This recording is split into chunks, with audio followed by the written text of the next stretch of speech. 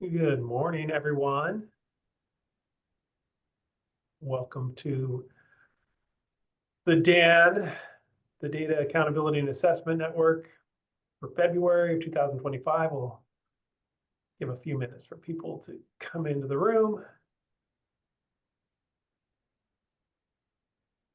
It's always nice, even though we're not in person, to look in the waiting room and see lots of familiar names, if not faces. And we have a lot of new names too. And so actually, as you're coming in, if you haven't already, if your district is not, or your LEA, could be a charter, could be a district or a school.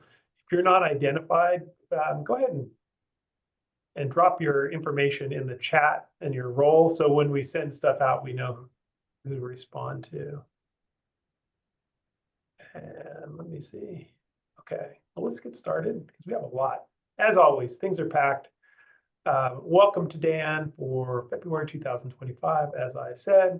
I am not joined by my team today. It is just me because we have our differentiated assistants convening in 2 days, and the team is madly working to get everything set up for the data packets and all the work we're going to be doing with our differentiate. Actually, everybody was invited for this one, every district, and then we have a charter school convening in February. And we may see you there if you're from a charter. But we've sent out invites to everybody, so I know a lot of people who aren't in differentiated assistance will be joining us. So, and I'm also joined by my amazing colleagues from the assessment unit, Stephen Bartlett and Sarah Nitzos, our good buddies. And just a reminder, the purpose of DAAN, this is a collaborative network for any LEA administrators who have responsibilities in the areas of data, assessment, and accountability. And I will tell you, just as an example, I've been doing this for a long time. And even as I was trying to organize today's presentation, I struggle sometimes. Does this go under here? Data? No, wait, accountability. Well, it's related to a set. I'm like, I just give up. I kind of put it in whatever order, but I think it speaks to how hard it is to kind of divide these roles up. And you'll see that as we go along. But our purpose is to bring you the latest information from the state board, from the CDE, and from our regional assessment network, and provide any kind of insights. We also hope that we can share, and we do have, hopefully, if time permits, we have opportunity. Sarah's going to share a tool for assessment folks later today. And we also have some expertise coming in the form of our colleague, Leslie Soroya from LACOE's Reading and Literacy, who's going to give an update on the newly mandated screener for possible reading difficulties. So that's going to be at the end of our meeting. So we're hitting all the boxes today. So your information is all in the Canvas page, and Sarah has dropped that link in. The agenda has pretty much everything linked, but we've also, the presentation is linked there too, so you can get the links from here as well if we forgot any of those. Just a reminder that the information is current as of yesterday. Honestly, one of the slides I have coming up changed from the last time I presented it. I was doing a curriculum instruction level likes, and I found out new information like the very next day. So it does change, but we will keep you updated. If you have questions, just drop them in the chat. We'll make sure to answer them if we can. And if we can't, we will be sending out our follow-up Q&A, usually about a week later, where we answer. We'll repeat everything and give you more detail and include any links that we may have that will expand on the information we give in any verbal answers. I didn't mention, I saw Marcus Betancourt from ETS is also joining us, and he'll have an opportunity later on. So any questions you may have for Marcus, drop those in. So Hillary's not here. She's the one who comes up with these crazy ones, but just in the chat, how are you feeling today on a scale of Betty Davis? Where are you on the Betty Davis scale right now? Oh, Sarah, you're feeling a 5, huh? Yeah, Allison, I'm with you. I'm kind of a feeling a 1 right now for any number of reasons. Yeah. It has been quite a month. I'm not kidding. And we didn't mention it up front, but as you're dropping those in, we were, here at LACOE and the DAAN team in particularly, we're very cognizant of the impact of the fires. Several of our colleagues, many of them very familiar to folks in DAAN, were impacted severely by the Eaton fire, some lost homes among LACOE staff, and then, the Palisades fire also had a huge impact, and it continues. I live in Santa Monica. We're seeing a lot of students now showing up at Santa Monica High School. My girls attend, and just the devastation. So many friends of ours, my families, my daughters lost their homes, and it's just been devastating. So that was already tough, and then just kind of what's going on with the Department of Education, things like that, also confusing and struggling. But anyway, was anybody like super happy, Sarah? I didn't see. Is anybody feeling the love for? No, we had a lot of 7 and quite a few 8s, and we had some 8s transitioning to 9. Okay, I like the kind of in-betweens. That's good. That's good. What can we do? We just have to kind of laugh our way through it. All right, well, let's kick it off with some accountability updates, and these are going to be kind of data intensive at times. So like I said, I know where to put them. So just as a quick summary, I thought it was kind of helpful to see how we did as a county. And this is district level data. I didn't really have time to go through all the charters, but we may be able to gather that soon. But here's how we did, just at the all students level, so the highest level, not student group level. This is kind of tells the story, I think, of the positive work that's being done out there. As you can see, from 2023 to 2024, a big shift going from reds and oranges to greens and blues, right? We had for all students, we had a decline of 11 indicators and/or student groups, indicators. It moved from out of red, orange from 140 to 110, so drop of 30. And then you see that big pickup from the yellow, green, and blue side, just a massive swing to that side. So that means a lot of progress is being made. Yes, individual student groups may have not moved forward, but overall, we saw some big shifts, which to me speaks to a lot of hard work. The recovery from the pandemic is kicking in, the work we've done around chronic absenteeism, certainly. And you'll notice there, the chronic absenteeism was, you saw a big shift from reds and oranges to yellows and greens, especially. So that's good. That's good. Great news, right? LP, I think, is one area of struggle. Of course, you had the addition of long-term English learners. We will talk more about that student group in a minute, but overall, this is good. Now, there, of course, is then a trickle down to some extent, which is regarding differentiated assistance. So this is just kind of an observation that I think I saw at the state level. I'm like, well, this is intriguing. I want to share this, because it's since we kind of came out of the pandemic and the publication of the first dashboard, that first year, if you weren't in DA, you were probably pretty lonely, because pretty much everybody was identified for differentiated assistance that first year, because we didn't have colors on the dashboard. We just had the cell phone bars, and if you had a 1, and this was for student groups. So we did have 62 groups, and we had a carryover from pre-pandemic. One high school district actually was able to, and I say that I may use the term no longer meeting the criteria for DA eligibility, because you don't really exit. The state's very clear on this. It's just you're eligible. You've received these additional assistance, or you don't. So one district did not meet the criteria. But everybody else kind of stayed in. Plus, we had a bunch of new districts added. But then last year, in 2023, we saw a lot of districts that were no longer meeting. However, starting in 2023, it became a 2-year differentiated assistance, like a official differentiated assistance process. So in 2024, we had a number of districts were no longer they didn't meet the criteria for eligibility, but they're still technically in differentiated assistance, which just means they get to work with us, which hey, that's awesome. At the same time, we had 10 new districts come in or come back in. So, and it happens, right? And a lot of times, as you might imagine, there's specific student groups that can trigger that. But generally a decline, right, of districts. And then we have charters. They just started identifying charters. And so we actually saw a big shift. And charters require 2 years worth of data. for identification. And so, it's harder to, I think, not meet the eligibility requirements because, 2 years. So we actually had 63 charter schools last year that met the criteria for differentiated assistance. This year we're down to 39, 11 of which are new schools being identified.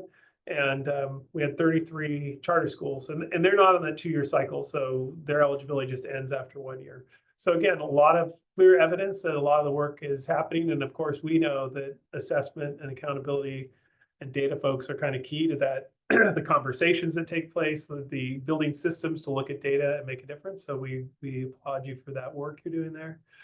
And then finally, this is probably where the biggest shift was within the ESSA status. And we saw the low graduation rate did not change significantly. I mean, it dropped, which is great news. And actually, that was kind of a surprise to me because it's a 3-year average. And so any school that's got a 68% graduation rate or lower is automatically in that low graduation rate. That's 3-year average. And so oftentimes these are, our alternative schools, our continuation schools. These are the schools where they become the hardest to push that graduation rate up above that level. So the fact that I think we're pretty static before this year. The fact that we had any student groups leaving was pretty substantial. CSI low performing, which is the identification at the all students level. Big drop there, right? You dropped 2/3 of the schools dropped off that list. And then ATSI was definitely where we saw the biggest drop. We had 413 ATSI schools after the 2023 dashboard. After the 2024 dashboard, we're down to just 64 schools. So that's amazing, right? Now we did add TSI this year. I'll go forward one slide here. As you remember, the CSI ATSI is this 3-year identification. And so we're now, based on the 2024 dashboard, in this interim year where all that's identified is TSI. So we had 37 schools identified, and I ran the numbers last night, and I believe there are 27 of those schools had no status last year. So they're just schools that would have met the criteria for for TSI, which is the same as ATSI, but is in the off year. But some of these were schools that were previously in either one of the CSI categories, and once they're exit from CSI, then they get thrown into the pool to be considered for TSI. But it's still a downgrade in terms of the significance of the identification for ESSA. And this has some implications moving forward. We'll talk in just a bit about the plans for the dashboard this next year and what that may look like, and the state's ESSA plan. So I'm curious, so I'll leave this one back up there. Sarah, you dropped that question in the chat from earlier. I don't know where it went. I'm just curious if any student groups, if you had any student groups or indicators that really surprised you this year, either pleasantly or unexpectedly. Any student groups? Yeah, there you go. Did your dashboard include any student groups or indicators for which you were surprised, pleasantly or not? Just interesting, because in a perfect world we'd see those, we'd see things coming our way, in advance, but oftentimes,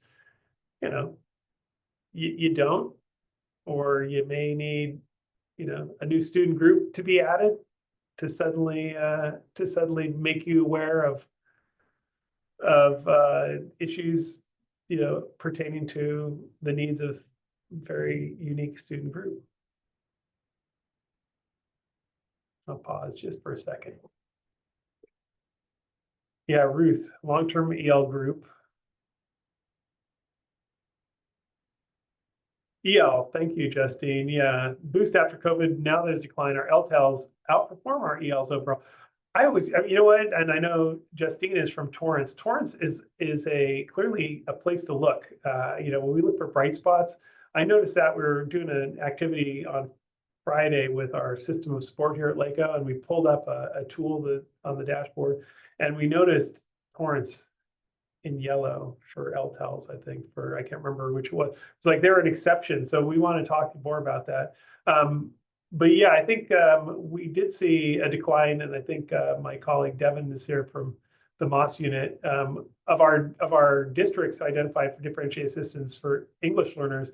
it declined significantly. I think in the prior year it was 13 districts, and now it's down to 5 districts who are eligible for English learners. So there do seem to be a lot of impact, but we also know that long-term English learners, and I shared this before, of our differentiated assistance eligible districts, 70% of the 44 that I mentioned, so 31, have long-term English learners as an eligible student group. And it may be the only student group at that district, or maybe one of several. But yeah, so if you're attending our upcoming DA convening, I highly recommend you drop into Devin and her colleague Anna Cordero's presentation, because they will be doing a spotlight at the DA convening. That's going to be a lot of great resources to share in that. Thank you for indulging me. So just a little bit further on the LTELs, I think we've gone over this before. I do think that the technical guide gives you a little more ability to dive in and figure out who exactly the LTELs are. So now it's been specified, right? So a student is a long-term English learner, 2,557 days. So it's calendar years, days from calendar years, after their initial identification, either through their initial U.S. school enrollment date or for the initial classification, their ELAS start date, whichever is earlier in CalPADS. And so you can actually run reports now, and the CDE is actually modifying some of the reports to make it easier to identify these students, to help you, build action plans around them. And it makes it easier than it used to be with the older but still existing definition of LTELs, which included all sorts of other factors. It's much easier when you're just trying to figure out straight time and time as an English learner. But we wanted to add some of the business rules, because this makes it really interesting, right? So how the business rules apply for LTEL. So kind of keeping in mind, because you've got all these like, what's an LTEL, what's not an LTEL. On the dashboard, though, kind of two big camps, right? So for all indicators except for grad rate and the college career indicator, students are considered LTELs if they have an EL status, right, in the ELAS at any point in the year, and they pass that 7-year mark, or they passed it. So if they tick over into the 7th year, at the very end of the year, they still get included in the denominator, right, for LTEL on everything but the grad rate and the CCI. For the grad rate and the CCI, the rule is that they remain an LTEL in all reporting for graduation if they were an LTEL at any point within their cohort time. So once you move to 9th grade, you join a graduating cohort. If you're still an English learner and you pass that 7-year mark, you can be reclassified day 2 of 9th grade. You would still be considered. So let me just go. We thought we'd ask a little couple questions here. So pop quiz, let's see how you do in the chat here. So here's question number 1. If an LTEL student takes the summative LPAC in 2023, 2024, and then again this year, 2025, and they're reclassified before June 30th in 2025, so before this June 30th. Question for you, do they appear in the 2025 dashboard to be released in the fall in the denominator for suspension rate? So specific to suspension rate, are they included in the denominator for LTELs? Yes or no? Jonathan says yes.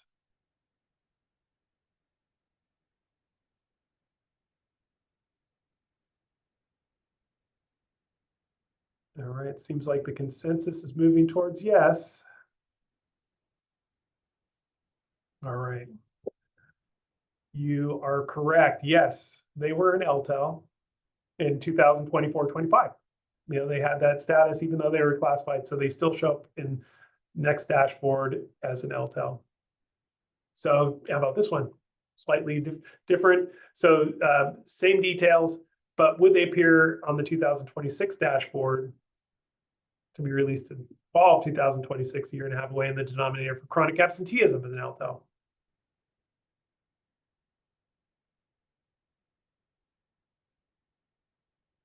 Who's going to be the first one to drop an answer in the chat?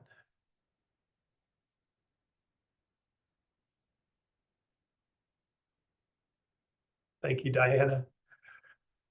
Trepidation of going first.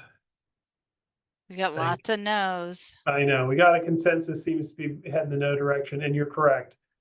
No, and thank you for the clarification, William. Yes, maybe something else. So no, since the reclassification. So if they completed it was documented, it was in CalPads, but you got to get it in, right? And that's the key. And I think when we talk about reclassification and the administration of the Summit of LPAC, getting that timely reclassification is going to be critical for any student who may be, moving to that LTEL. And so that's one way. I think, I mean, it's more of the technical aspect, but if you want to make sure your long-term English learners are accurately represented on your dashboard, you want to make sure that the reclassification process is accurate. So, okay, so last one, an LTEL student was reclassified in 2022-23. This is their sophomore year of high school.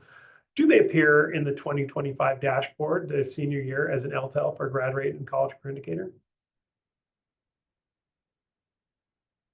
All right. This is the AP class when it comes to this stuff, isn't it? Yes. Yes, yes, yes. All right. Yes, absolutely. Any students in high school will be reflected as an LTEL for grad rate and CCI if they were an LTEL at any point, right?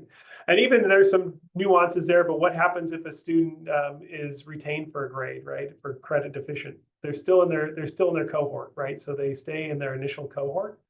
And they remain an LTEL, and then you can't pick them up. They would be an LTEL if they became a fifth-year grad. I did see a couple of things in here that I think are worth pointing out. Liz made a great point, which is LTELs, aren't they considered for 4 years? That's a great question. So I think one of the reasons that when we were looking at all the data, all but one of the districts identified for DA that were eligible for long-term English learners were identified. One of their criteria was, one of the priority areas was the pupil performance, which are the academic indicators of the LP. And by and large, I think there was maybe 1 or 2 districts that had the LP. It was all English language arts and math, right? And we're kind of used to that English learners being a reflection of not just English learners, but then reclassified students for up to 4 years being incorporated in that indicator. LTELs, though, are just LTELs, right? So that's kind of straight English learners. They don't have the add-on. Now, they are also a subgroup of ELs, right? So they're also represented there. So, but when you're looking at the LTEL student group for academic indicators, there is no, recently reclassified long-term English learners. So that's a major factor. Some of the other things, and this is the stuff that I'll leave to Devin and Moss unit. This is the only student group that is got the unique quality of being adolescent, right? Just the very nature of the 7 years means that they're going to be, I think statewide, there are 15 students who are in 5th grade who are LTELs, right? But, pretty much everybody 6th grade and up, which presents its own unique factors in terms of student affect and other things. So it's a unique group and they require their own unique interventions. And I think that'll come out for anybody who's working on the LCAP, is that's a group that needs some very specific supports, right? So good news that they are identified, I believe, because they're otherwise, largely kind of hidden within the EL student group. Bad news initially because it's like, wow, it had a huge impact, but that's the whole point of the dashboard, to provide equity. Devin, I see you there. Did you have anything to add? No, I think that you covered it really well, Evan. Thank you very much. Yeah, I mean, the LTEL is such a unique, it is, like Evan said, it's sort of the only group on our dashboard that is, by definition, hasn't reached a certain metric, right? And so, seeing sort of lower scores on academic indicators is sort of to be expected for that subgroup. But, I think that having them on the dashboard, like Evan says, really, shines a light on a need that is present in most districts around supporting that group in a unique way. So thank you, Evan. I think you did a great job, and I look forward to hearing more. Thank you, Devin. Devin's a great thought partner around this stuff, and so I encourage you to take advantage of the Moss unit if you're not part of the MAP meetings or any of their leadership. And I'll be plugging one of their trainings that's coming up. But I do think that one of the things that was really striking for me was there actually are a lot of resources out there, right, that are already out there, and it's just not only becoming aware of them, but then the heavy lift of implementing some of these strategies and some kind of big mind shifts in terms of supporting long-term English learners. But now we have some impetus. So maybe if you are EL coordinator, then you can use this to your advantage. Sometimes crisis can bring about positive change. So here's one of these things like, is this a dashboard accountability or is this data? I'm not sure. But the dashboard growth data, you remember this stuff? It's been released. It was released last week on Friday. If you were a dashboard coordinator, you had a private preview and a private webinar where they answered some questions. And this data, as you recall, we had a preliminary data set prior, it was collected prior to the pandemic, and they just kind of floated it out there and told us what it was about. This is actually now published on the dashboard. And I find it very interesting data, and I've been very closely involved with some of this in my work with the CDE, and I still have questions about it and how it can be useful, and we may do more in the future. I strongly recommend, if you weren't aware of it, but today it's kind of short notice, but at 4 or 3 o'clock today, there is a webinar, public webinar that will provide you information, answer any questions you have about the growth data. So if you weren't already on there, check it out. I don't know if that'll be recorded. They don't always record these, but I think it's a great opportunity to ask questions and try to get out in front of it, because sooner or later, somebody is going to ask you about this information, and it's good to try to understand it and be able to explain it. And just in reflecting on it myself, like I was curious, right? So help me understand, like, how could I use this, right?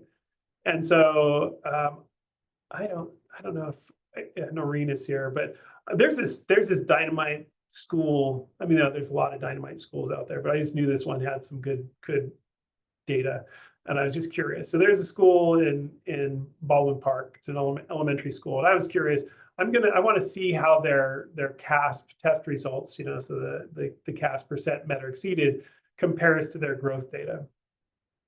And if you were to pull up the percentage meeting exceeding for ELA, 42.7% is probably, it's not going to blow anybody's mind like, oh wow. But then you pull up their growth data, and that's why I know this school's just got some knockout teachers and really work really hard.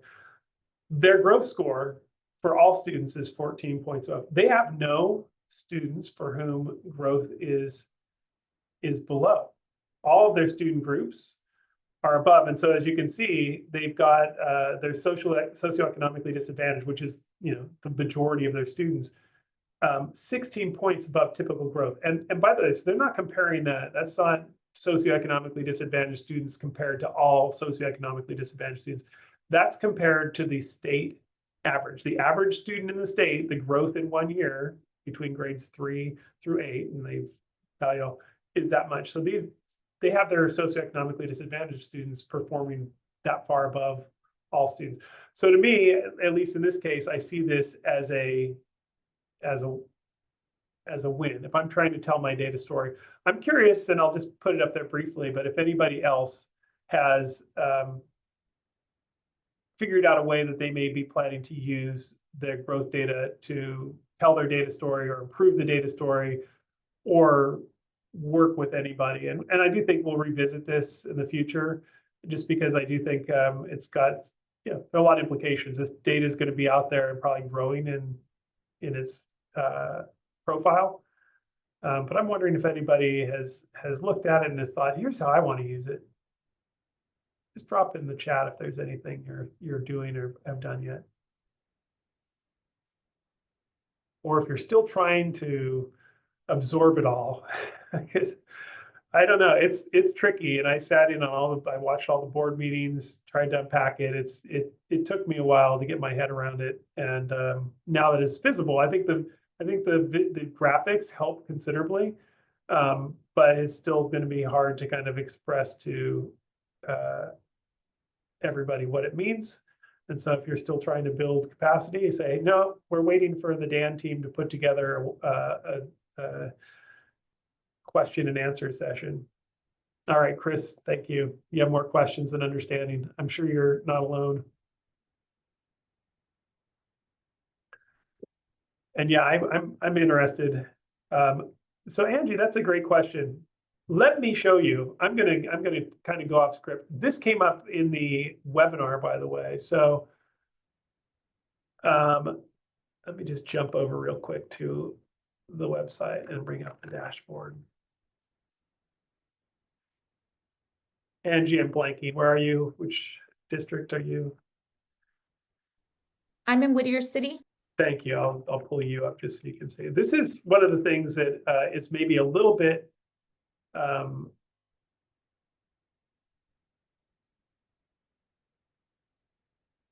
why are you not popping up here? Well, I'm gonna go with East Whittier City since I can't No, find you. can you please? I think it's there. I think you just have to look. It's lower.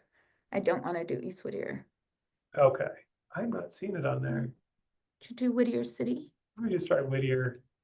Yeah, just do Whittier. There it is. There you go. Whittier, oh, that's Whittier Elementary. That's a school. Sorry. No, that's it. Okay. It is. Okay. All right. So here's the problem. When you land on the dashboard, you're like, where is this report?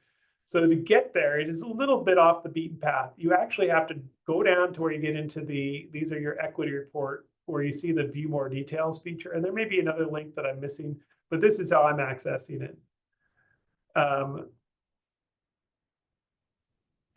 And once you go into the view more details, then you do see down on this menu on the left, English language arts, mathematics growth. And so you have to drill down, right? And so then you get into the growth data. And it'll explain here. So this school has typical growth, right? They're right at the zero is the point that the state is at. So they're right there, right? And then there's this understanding growth. And it shows you this is the range, right? So you've got this standard measure of error. And the more students you have, the smaller that measurement error is going to be. Smaller groups are going to have bigger. They only seem to be reflecting the standard error range for the all students category. And then you get down into your individual group. So, student groups that are growing at the state average, student groups that are growing above the state average, and then any student groups that are growing at the state average.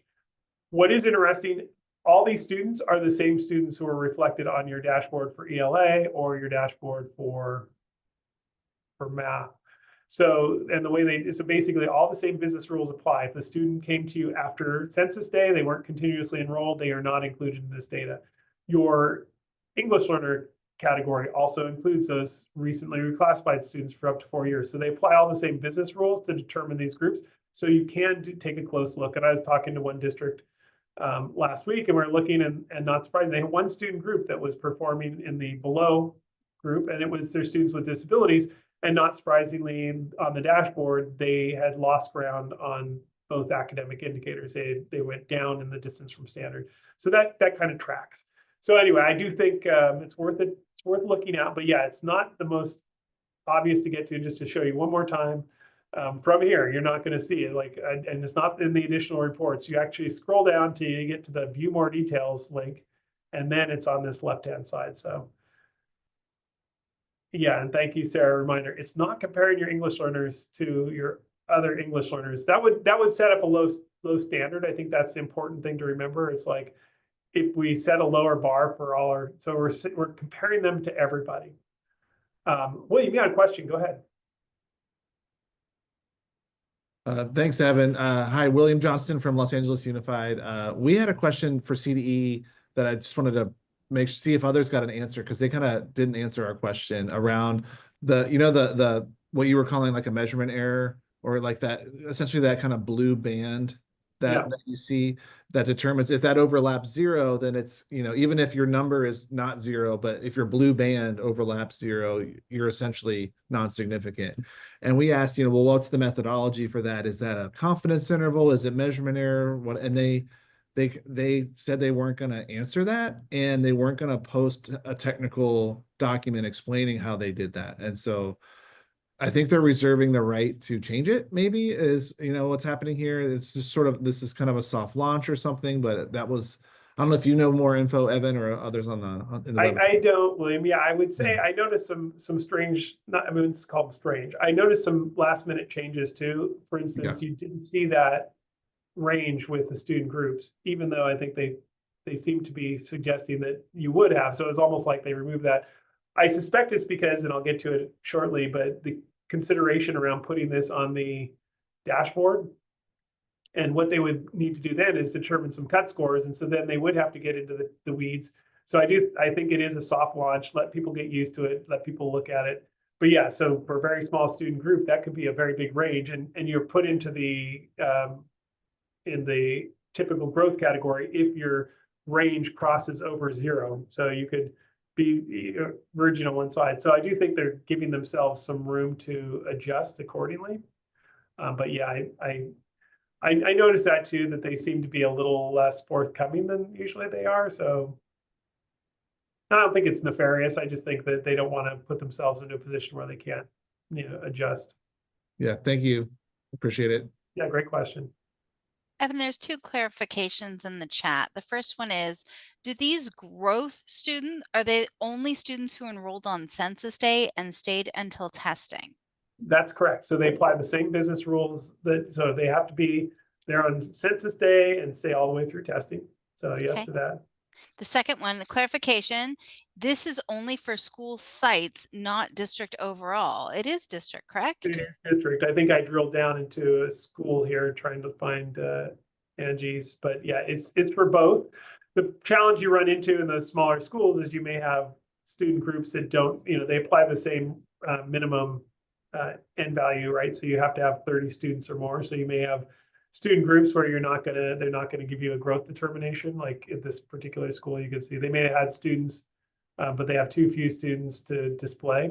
So like 5 students or 2 or more races. And they're not going to publish a data file. That's one of the advantages about the academic indicators. We can download a data file and we can see the performance at school level for, if you have 11 to 29 students, we see the status. They don't get a color, but we see the status, we see the change. And we're not getting that here if you're below the 30. So it's a little more limited. And then I see the last question in the growth report. What does points above mean? Is this referring to scale score of DFS? That was such a long conversation, and I think I'm going to defer to the CDE to better answer that. It started off with a scale score with a number that had nothing to do with the scale scores, but it was too confusing for people. I think there was an assumption, oh, that seems to suggest that. So they ended up with this 0 and a plus or minus, and it is determined by looking at your distance from standard, the average distance from standard, and then the growth in a year, like did they grow? So at a 3rd grade, if the typical growth was 31 points, right? That's the state average for all students. Then they compare your student group. First, they compare all your students, and then they do the individual student groups applying that same 31. And did your students grow faster? Did they grow at the same rate, or did they grow below that? And so, predictably, you are going to see, particularly when you get into a bigger school or bigger district, even, that your performance may not vary much in terms of the groups that are hardest to move. But I do think that there are so many exceptions I've already seen in digging into the different, like this school, like this is exceptional, right? And so they're able to show that what they're doing with their students, even though their students are coming in with obstacles, they are moving them, on average faster than the average student in California, which means that they're doing something right. It could be their interventions, it could be their tier 1 instruction, it could be, we're not sure what it is, but this is a school I'd want to seek more from. Or if I'm at a school and I've got typical growth for everybody, but one student group, again, that might be a red flag that is going to probably jive with what I'm seeing elsewhere on my dashboard, but good to know. Ruth, question. Yeah, Evan, a question about the cohorts and the creation, the rules, how they're going to look like as this continues. Has that, and I apologize for expressing my ignorance, but has that been made available so that we know what that's going to look like? In terms of how it will play out, in terms of the dashboard, or?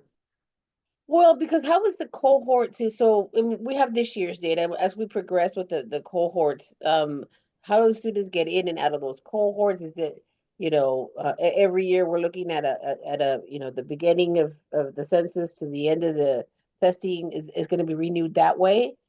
Do they continue, as we go through, where we're going to be looking at long-term cohorts? Is that going to, has that been shared? There's not really any intention to use a long-term cohort, right? So some of the limitations are, you have these gaps, obviously, after between 8th grade and 11th grade, where Right. year over year. What they're doing is, and they use 3 years worth of data, but to keep in mind, they don't use 3 years worth of data for each individual student. That's to average out. So if you have a smaller student group, well, below 500, they're going to look at the prior year's students. They have to have matched scores. How much do those students grow in the prior year? But they really are looking at how much did your current students grow from last year? And their previous score might have been in a different school district, but as long as they were enrolled with you, just like they appear on your dashboard, they will appear in your growth data.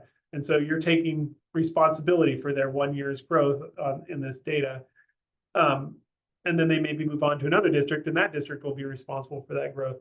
The 3rd year of data is just used to kind of smooth out, because you'd have a lot of potentially jumping up and down, and I'm not probably giving it a good enough explanation, but it's a statistical modeling that's pretty sophisticated that they want to make it as reliable as they possibly can. So 3rd year is used for groups smaller than 500, but again, they're still looking at a cohort. They're looking at the prior year's 4th graders, how they did from 3rd grade to 4th grade.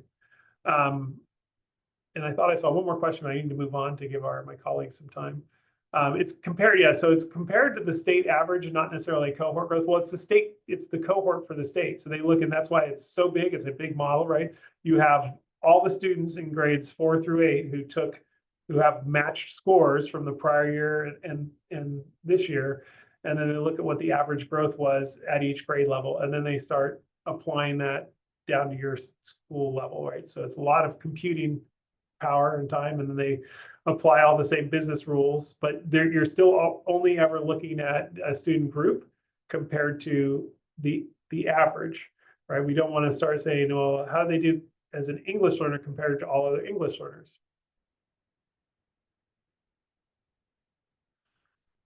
So there's more data to come, and we will expand on this. It's very interesting, I think, and hopefully it will be enlightening to your folks, and we'll try to add more. Definitely take a look.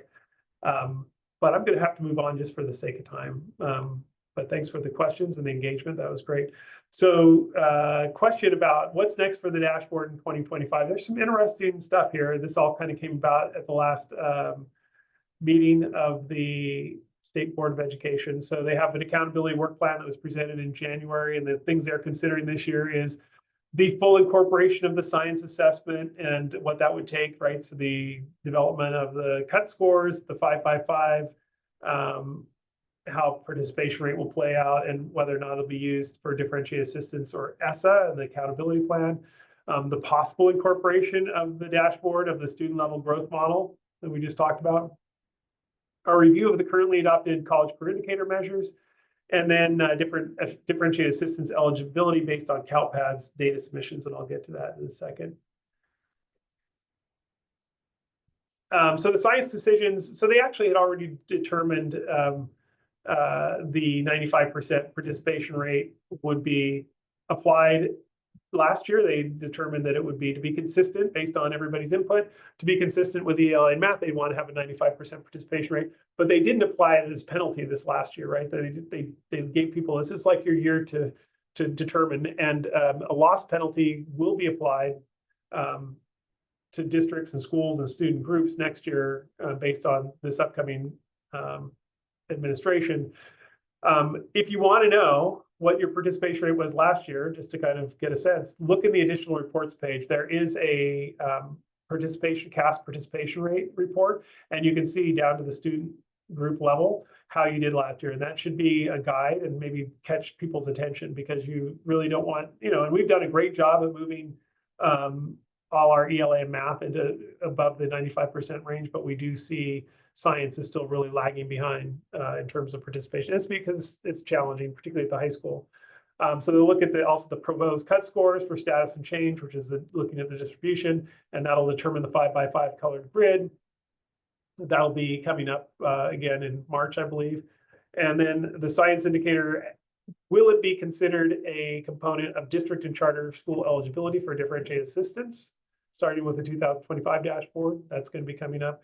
What it will not be considered for, I want to be very clear on this, they are not going to adjust the state's ESSA plan at this time. So this will not, science will not be a factor for the determination of CSI, ATSI, or TSI in the next cycle in 2026. As a determination of the board, just in terms of all the changes taking place in Washington, that they are going to keep doing what they're doing. That still doesn't mean they're not going to look at it for state eligibility for differentiated assistance. It's different. It's not in the state ESSA plan, but they're not going to update it. So technically, the earliest you could potentially see it for CSI, ATSI would be 2029, a date at which in the future, I hope to be relaxing on a beach somewhere. I don't know, no, probably not, but I can dream.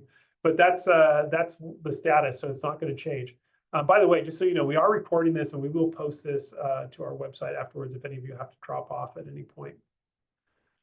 So that's science. And just one other note, this came in a lot of questions. Our assessment unit colleagues did get some questions. I got some questions around this. This is one of the concerns I think the state already had about the science, and that is that because the test is so different and you have these very narrow scale score ranges with science as compared to ELA and math, where at any grade level you have a 400 to a 600 point difference, right, on either range.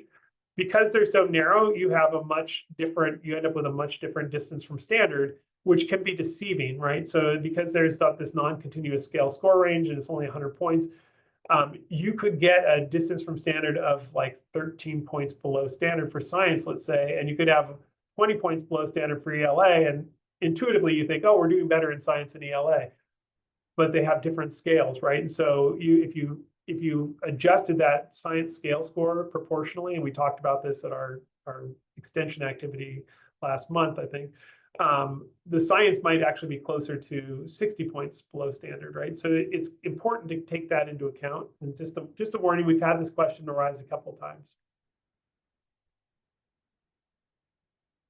Growth model.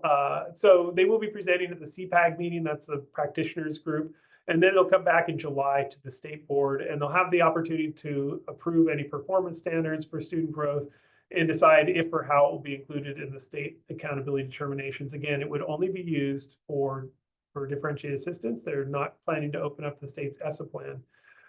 So late in 2025 or possibly early 2026, you'll see an update to the growth data based on a new set of 3 years worth of data.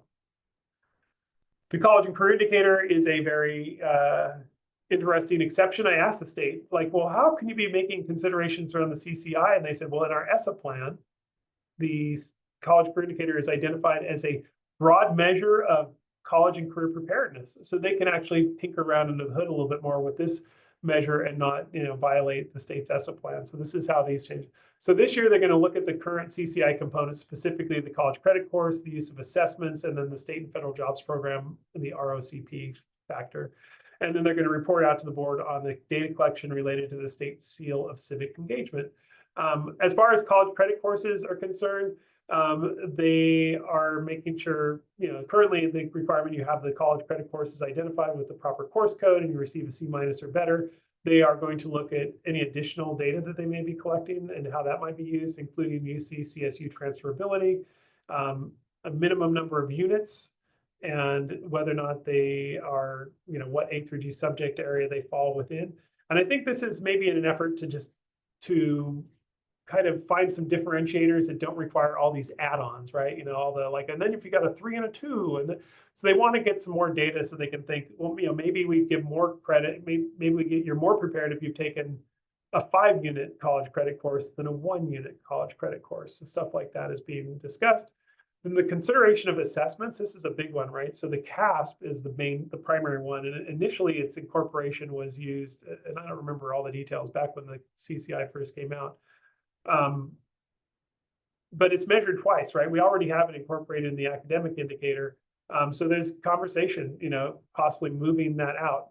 As it stands now, more students are identified as being eligible in college and career readiness based on CASP. And so they think that may kind of blur some of the other options that districts are providing or make them less important.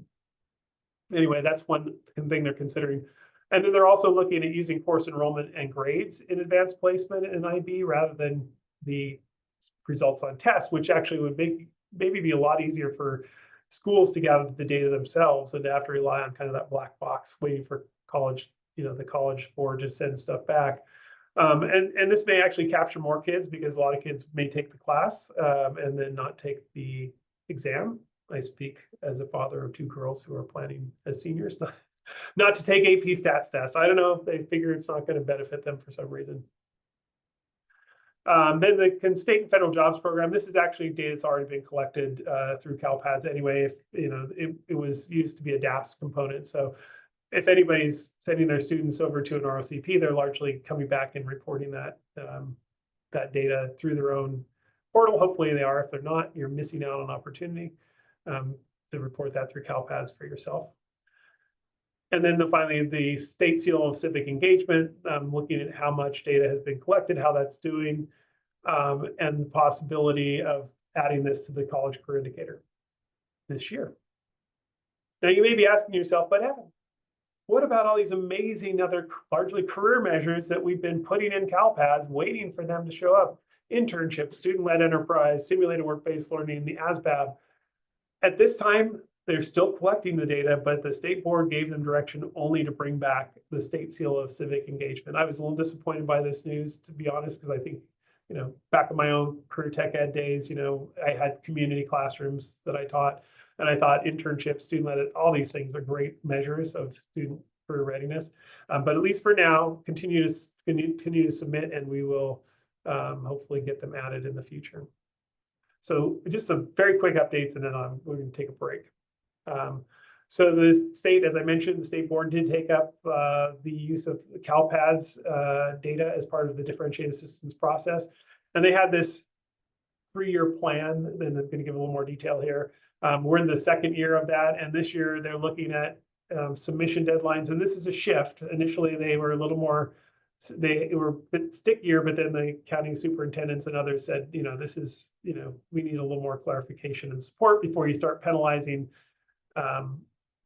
LEAs for not meeting. And this, by the way, only applies to districts, not charter schools, but charter schools can get these supports, but this is only specific to districts. So they provided a universal supports toolkit that I have linked to the next slide. And then accurate data which will be defined by CSIS and the CDE later this year, will be a factor, as well as this meeting submission deadlines in 2025-26. So currently, if you don't meet the final certification deadline for any of the CalPADS submissions, you may be eligible for differentiated assistance. It's a 1-year technical assistance. Again, you'd be working with us, so could be that terrible.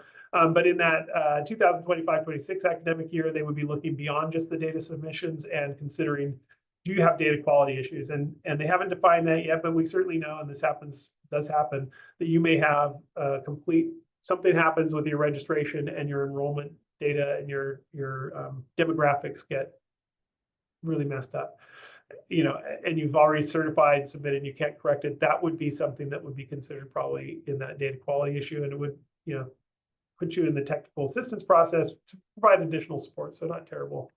And then they will look at, CSIS will be giving parameters around that. But I do want to point out, they have this universal supports toolkit already up. It's really good stuff. I've looked at the pieces they have, and I'm asking them if they can help support us in a train the trainers model. So we can throw some workshops and run some districts through this who may have, an interest in just improving their data processes.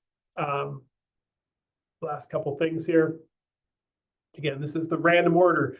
Dashboard coordinator, is this data or is this dashboard? I just got this information from CDE last week. So the local indicator submission window, which last year it's now aligned with the LCAP process and the adoption of the LCAP. So you have to adopt your LCAP no later than July 1, and you're supposed to present your local indicators in the same meeting and then you'll need to upload them, and that's part of the requirements for getting them met on your local indicators. The window for uploading those by the dashboard coordinator will be June 2nd through August 1st this year. So they are opening it a little bit sooner to accommodate LEAs that are doing this process sooner, or they're presenting to their board.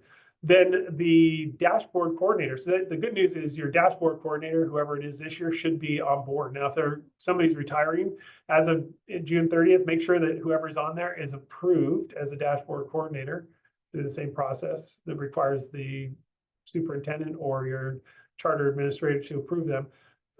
Because somebody will have to be an approved dashboard coordinator. Then the dashboard coordinator database gets reset in August. It'll reopen on August 18th. And then just like last year, you now have to upload your LCAP, your official approved LCAP to the dashboard. And this year the window will be October 13th through 31st.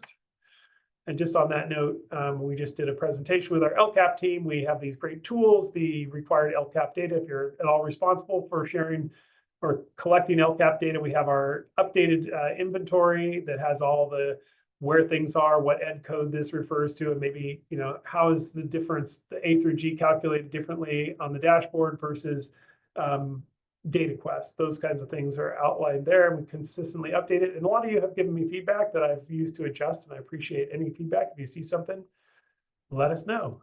Also, we have this local indicator guidance and measurement tool that my colleague Hillary did a fantastic job pulling together. It includes all the prompts, but then some additional considerations like what type of data you want to look at. And we actually used AI to look at every prompt in the state for each of these indicators to see what resource or what sources people were using, and then made sure that those were reflected in there. So we did a comprehensive look. Us and AI. So take a look at those. And then just last plug a couple of professional learning things.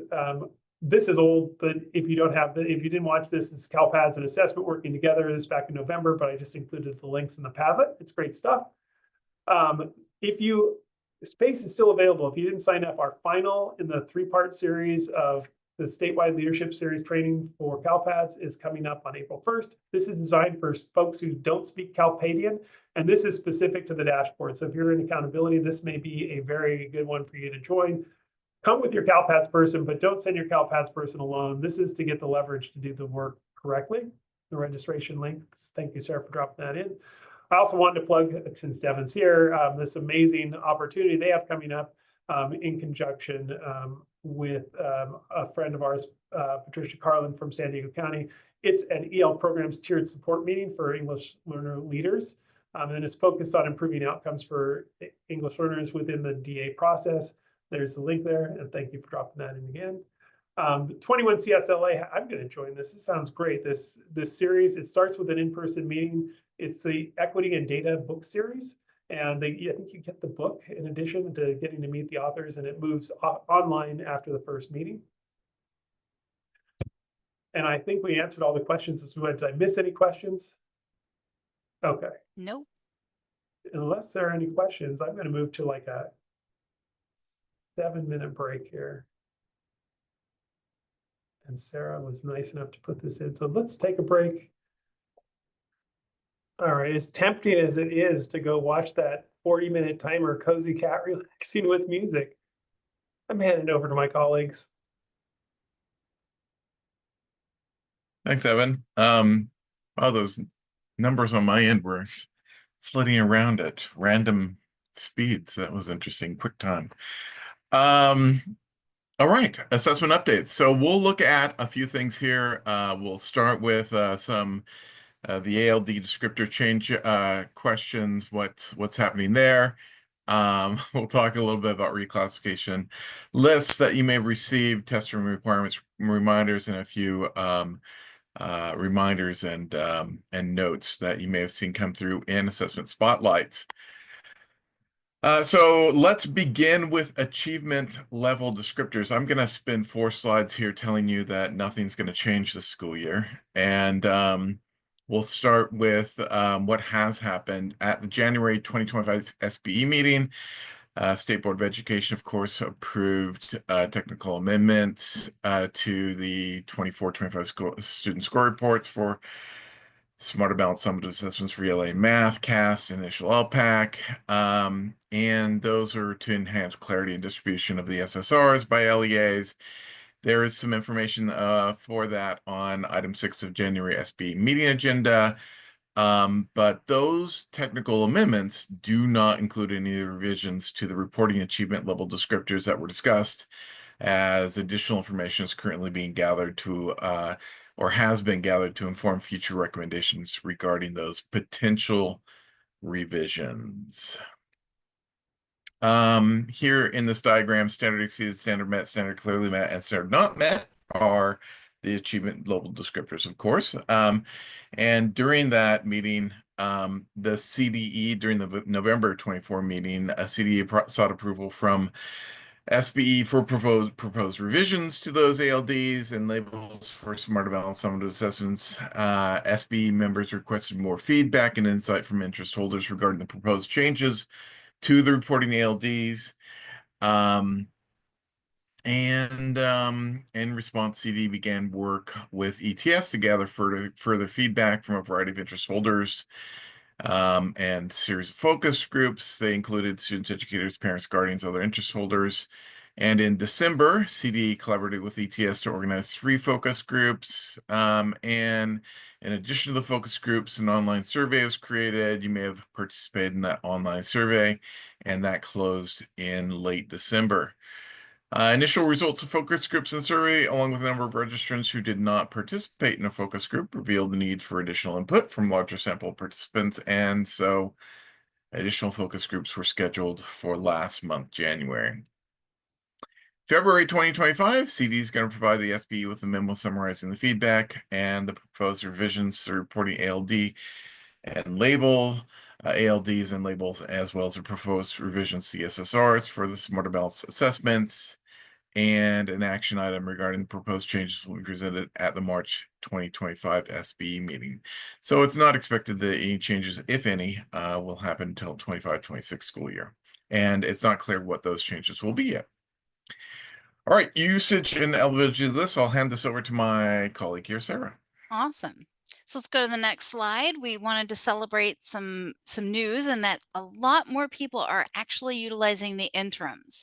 Statewide, over 3.7 million interim assessments were started as of January 10th. So give yourselves a round of applause because I know that is a heavy uplift. In addition to the technical requirements, there's also the teacher requirements of making sure everybody actually follows through on it.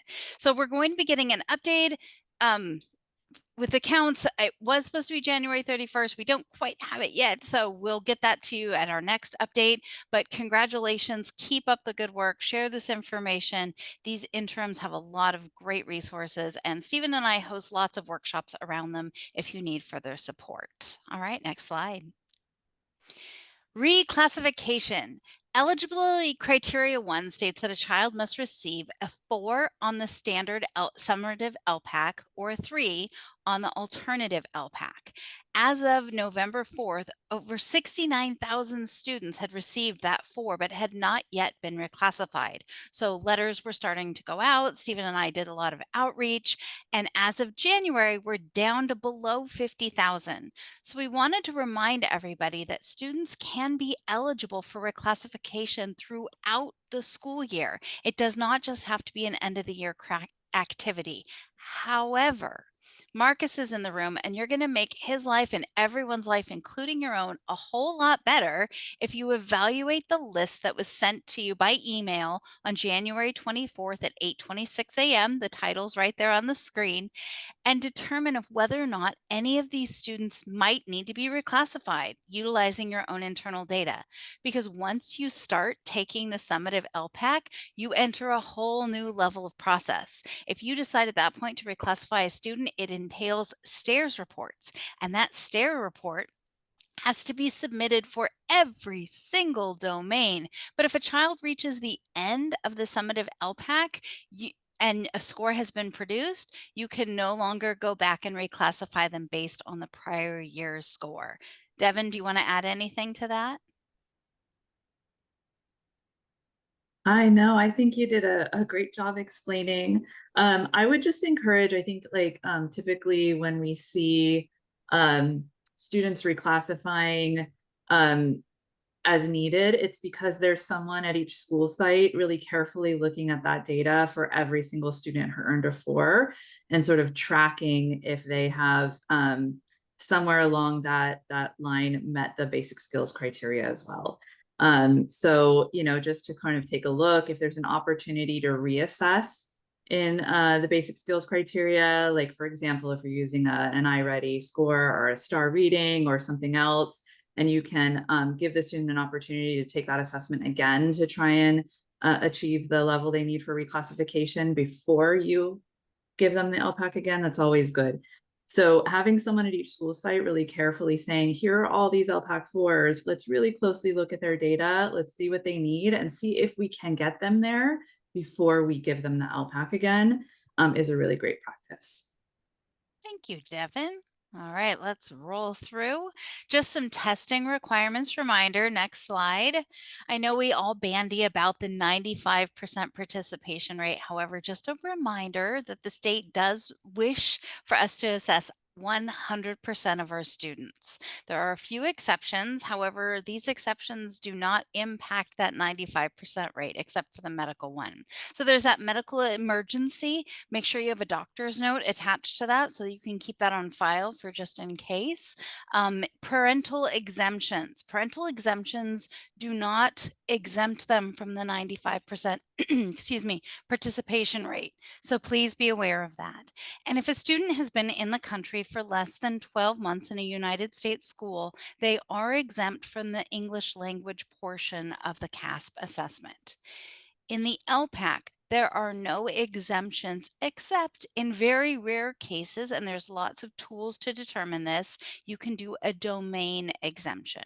So there's lots of information around domain exemptions, and we'd be happy to help answer any questions, but Googling LPAC domain exemptions, you can get the tool that will help you with that. All right, passing it back to you, Stephen. All right, let's talk about support through natural disasters and emergencies. On January 10th, the governor issued an executive order, which includes an extension of the deadline for conducting ELA proficiency assessments by 45 days for LEAs directly impacted by the emergency.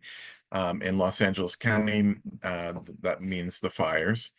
This means that impacted LEAs will have an additional 45 days to complete the initial LPAC or initial alternate LPAC, in addition to the original 30 days. So that provides impacted LEAs with a total of 75 days to administer the initial LPAC or initial alternate LPAC. But the test of TOMS will continue to reflect the 30-day timeline. It's not going to include the additional 45 days. And as a reminder, eligible students should begin to receive EL programs, English learner programs, immediately or on day 30 until the initial LPAC or initial alternate LPAC is administered and the official score is produced. And because it has come up, a clarification on the word directly, receiving additional students into your LEAs a direct impact under the governor issued order, executive order N325. Additional notes on test administration options. Many of these you may be familiar with from COVID, remote test administration, for example, other emergency forms and use of additional methods of testing, including extending the testing window past your last day of instruction. However, that would be limited in scope for the number of LEAs that have that type of calendar. The 1% threshold survey closed on January 9th. ESEA requires LEAs to notify CDE if they expect to exceed 1% of their total assessed student population taking alternate assessments for ELA, mathematics, and science, and provide justification. All LEAs were required to complete the survey. Out of about 2,000 LEAs, 179 did not respond to the survey. So if you're one of the LEAs that did not respond in LA County, this is a required survey, and endeavor to do that in the next year. That comes to LEA coordinators, LEA CASP coordinators only. It is the results of the 24-25 survey are shown on the screen. The vast majority of LEAs did not exceed the 1% threshold. And among those who did, the predominant reason chosen was specialized programs. Tools for Teachers has some newly added instructional resources, 40 more for ELA. Now more than 395 total ELA resources are available, and an additional 47 for math, making 365 total math resources available. And those join 13 new science instructional resources that were added earlier this school year, increasing the total of science resources to over 90. There's an assessment spotlight that this covers this in detail, so check that out. Summative LPAC, summative alternate LPAC test administration window, of course, became available yesterday, is now open until May 31st, 2025. And we talked about a few of the implications of that during the prior segment on the declaration of emergency. Be sure that your test examiners are properly trained for grade levels or grade spans they are administering, and access the DFAs corresponding your form assignment, of course, and form assignments and information on second scoring can be found on the form assignment second scoring RSVP website. A little note on the SACE to TOMS integration. Students with an individualized education program, or a general note on students with IEPs, they should have their test settings entered into TOMS prior to the beginning of the summative assessment window, or prior to summative assessment testing. And students with accessibility resource changes will, of course, require at least 2 hours for test settings to update. Marcus could probably speak to this better. Any accommodations to statewide testing assigned to the student must be clearly described, of course, in an IEP. On that SACE to TOMS integration, there's some expression of some LEAs that an error file from TOMS stops with the first error. They would, that requires multiple clearing of errors for an individual student. And it looks like this issue has to do with the way ETS is validating the files they're receiving from SACE nightly via the API. And that means when the file is submitted to TOMS, if the student has one error, it will reject the entire student. File rejection is done upon the first error it finds. It does not review. That means all accommodations for the student are not reviewed after that single error is found. So that means if a student has 5 accommodations and the first accommodation that is validated as an error, it stops there and rejects the file. So when that is fixed, and if another accommodation is there, it'll reject the student again. And so if all accommodations were in error, it would take 5 submissions to return each of those errors. That process is being reviewed, we understand, and to see if there's any way to validate all. All right, we'd like to invite you to put any ideas and thoughts into the chat and give you a chance to share out your experiences here as we have started the summative LPAC window, or your thoughts and reflections on the additional 45 days afforded to LEAs who are affected by these fires. I was just going to say major shout out to Lena from Inglewood, as she has put together some resources to help support the SACE to TOMS integration. And I will drop them in the chat, but she presented at our Wednesday at 1, and we look forward to having her maybe share them again at an upcoming Wednesday at 1. With that, I think we'll drop it off to Marcus. Are you available, Marcus? Would you like to take over the share?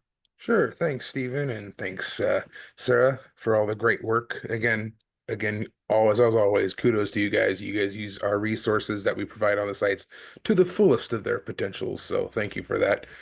I'm just going to switch over screen here. Hope everybody's doing all right. Good morning.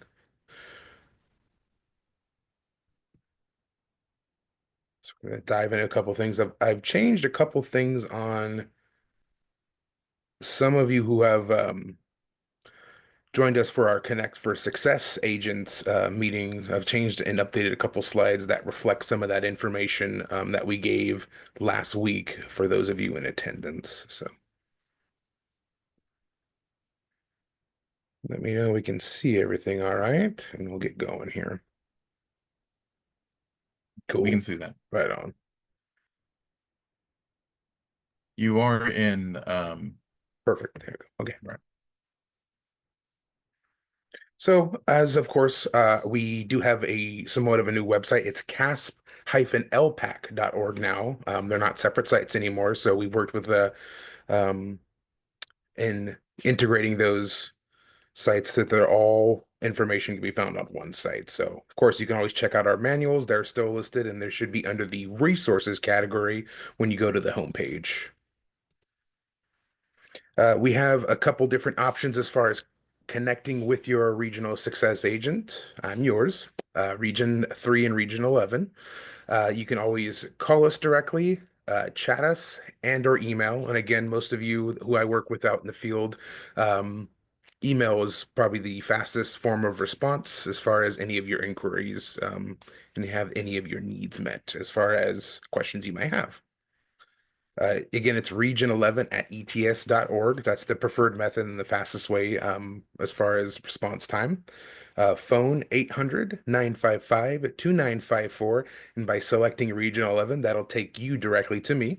If I am unavailable at that time, assisting another LEA coordinator, please feel free to leave a message. And right as I get off the phone with who I'm assisting, be able to follow up with you directly. And then our chat feature, which is still Anita, our virtual chat bot as well. I believe the keyword is going to be agent if you want to be directly connected to me via chat. So some cool updates. Again, we shared some of this in our Connect for Success meeting with a lot of the LEAs and those of you in attendance there. CalPads to Toms as far as demographic information for students is no longer a 2-day process. So if your LEA CalPads administrator updates any student information before 5 p.m., the next day at 8 a.m., those students will be ready to test. It is no longer a 24 to 48 hour process. It's typically overnight. So it's one of the new nice updates we have as far as testing students. So please make note of that as well. Again, 5 p.m. before the business day ends at 5 p.m. If they are uploaded to Tom's and we receive that information, they will be ready to test at 8 a.m. the next day. So very excited about that update. Couple of initial LPAC reminders. So if you place any supplemental materials for initial LPAC and for the ongoing year, it's going to take about 10 to 14 business days to arrive. If you are in dire need of materials for K through 2 initial, we first would recommend reaching out to any neighboring LEAs if they have any other booklets to use. So before placing that supplemental order, definitely check with your neighboring LEAs, and they should be able to, if you can get a nice friendship going with them about borrowing some K through 2 materials, they might be able to help you out first. And as Sarah had mentioned before regarding the demographic updates, please make sure that all that information is updated as soon as possible, and specifically right now for initial and for summative LPAC. So if there's any information as far as demographic information is concerned, make sure that's updated as soon as possible. And that includes grade levels or grade level changes before you test students. Make sure those grade level changes have been updated before testing, IEP or 504s, and then specific to the initial LPAC, the ELAS, English Language Acquisition Status, are the primary language. And I'll be showing you what that looks like on the next slide. Make sure they're all correct and have been verified and have been uploaded with your CalPads administrator before testing takes place. So here's a great example of something I've been getting a lot of from LEAs regarding initial LPAC. So as you can see on the screen there, the English language acquisition status and the primary language have to be populated. A lot of the times I'm getting emails and calls regarding students showing no tests available for the initial LPAC, and they need to test them immediately because they're coming up on their 30-day window. A lot of the time when going into Tom's, I'll see those fields completely blank. So that has to come from CalPads directly in order for those fields to populate. They must be TBD for the ELAS status. And then the primary language must be anything other than English listed, including ASL. So just make sure that you're working with your CalPads administrator to update that information in a timely manner so that the students, when you go to test them, you avoid the no test available when trying to launch that session. As the summative LPAC windowed yesterday, we have passed the primary test material order window that closed on December 20th. Thank you for those who put your order in before that deadline. The supplemental test material order window for summative LPAC, that's currently active at this time. So that's been active since January 13th and then is going to be available until May 9th. Now, a couple differences with that is those of you who placed the order during the primary window, you actually should start receiving your orders as of January 13th and forward. And then those who are placing supplemental test material order, again, that's going to take 10 to 14 business days to process. So please allow for that time once you've placed the order and then the order number has generated. It's going to take about 10 to 14 business days. If, again, for some reason you need the materials faster, please reach out to myself. I might be able to, depending on what the circumstances are, request for a expedite of those materials. So it's not a guarantee, but you can always reach out to me as well if you need those materials expedited for any reason. This is another question I've been getting a lot from LAAs regarding pre-ID labels. So remember that pre-ID labels do not need to be ordered, especially with those new LEA coordinators that are out there. You have to place an order for that. Those are automatic. So the way that works is there's going to be 2 production dates. So any students that were enrolled and will have the pre-ID labels, that date already passed January 13th, and some of you should be receiving those pre-ID labels for summative LPAC to affix to the K through 2 students. And this is specific just to K through 2. 3 through 12, they all test online. So you're not going to receive any pre-ID labels for grades 3 through 12. Any new students that are there, the second production date, it's going to be March 10th. And then from that point, you'll start receiving those around the week of March 31st. So again, for the first round of the pre-ID production labels, you should start receiving those pre-ID labels now this week. And then for the next one, it's going to be generated on March 10th. And then week of March 31st, you're going to receive all those pre-ID labels. Now, please keep in mind as well for students who enrolled after the pre-ID generation dates, those students and the test examiner will need to mark the student demographic information by hand. So you just need to make sure that they bubble those in by hand because there's not going to be any pre-ID labels available for those new students. Couple of CASP reminders as well. So the window for the deadline for your administration has passed. It passed on December 1st. However, if you need any adjustments or need to change anything, I've had a couple LEAs already reach out about changing some admin windows and so forth. Just make sure you reach out to your success agent, which is me again, and then we'll be able to adjust those dates as necessary. So please feel free to reach out. We'll be happy to help. And this is going to be specific, this next point, to the CAST. So grades 5, 8, or high school level, whether that's 10, 11, or 12, will be assigned the test. Now I want to specify grades 5, 8, and 12 will automatically be assigned the CAST. There's not any choice as far as the LEA has to assign those specific grades. And when it comes to grade 12, if the student did not take in the prior administration year, whether when they were a 10th grade 2 years ago or an 11th grader last year, if they were not assigned the CAST for those grade levels, they will automatically be assigned it in grade 12. So just make sure that when you're assigning those, whether your choice is 10 or 11, if they reach grade 12 and they haven't taken it in the prior years, they will automatically be assigned.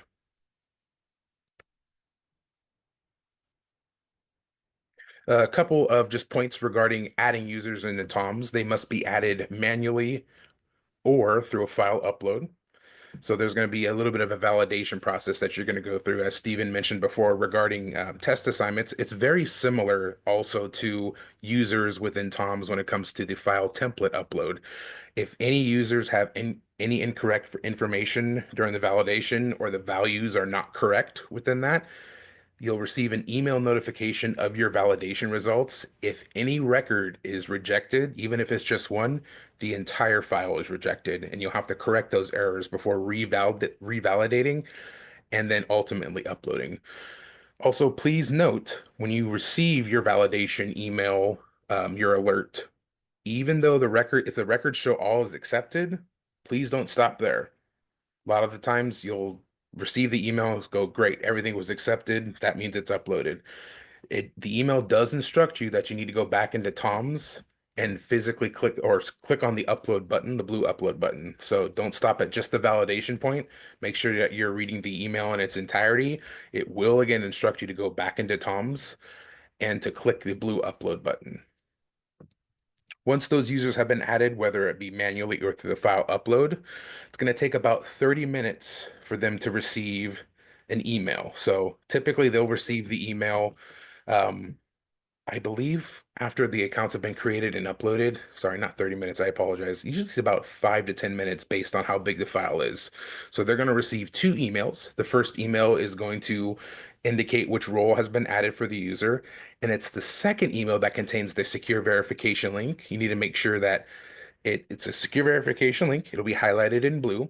If they happen to miss that email within the 30 minutes of activation when they receive it, not to worry, they can go back to the body of the email and it'll actually instruct them on how to receive a brand new and active link. So just make sure they're receiving both emails, and it's the second email that contains the secure verification link that's going to allow them to create their login credentials as well. Now, once the user has been assigned and they receive that secure verification link, they need to make sure that they're not stopping at just the point of creating their password and or login credentials. They need to make sure that they're going through Tom's until they reach the actual landing page that contains the dashboard.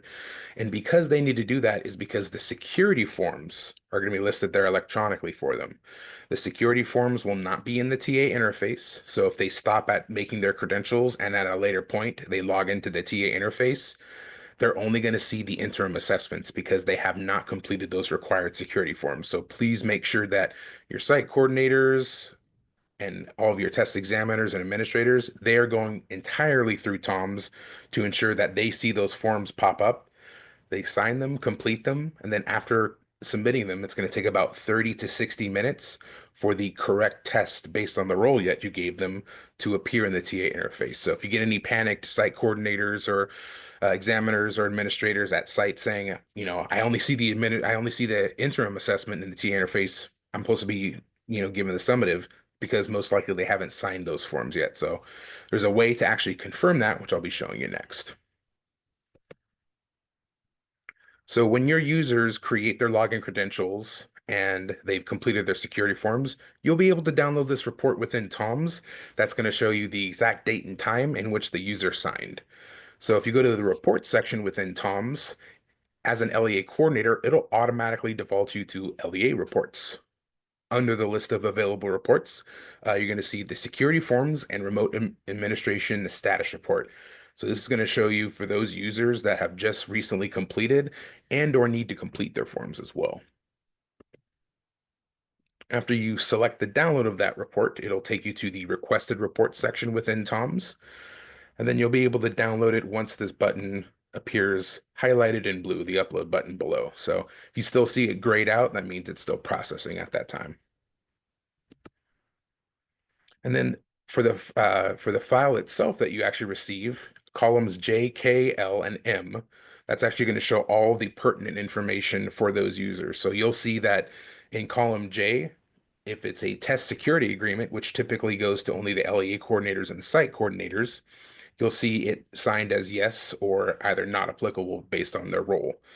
And then for the test security agreement, which is usually signed by all test examiners, administrators, and so forth, you'll see, I apologize, the test security affidavit for those users. You'll see those in column L as signed.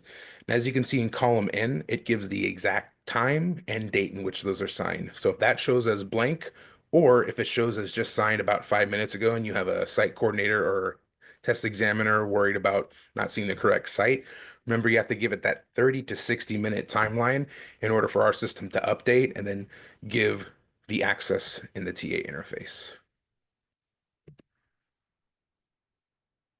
So this goes back to the initial summary report regarding the hand scoring for the initial LPAC. So I'm bouncing around a little bit here, but I want to make sure I'm covering just a multitude of topics because this is something that comes up a lot as well, especially with the initial LPAC.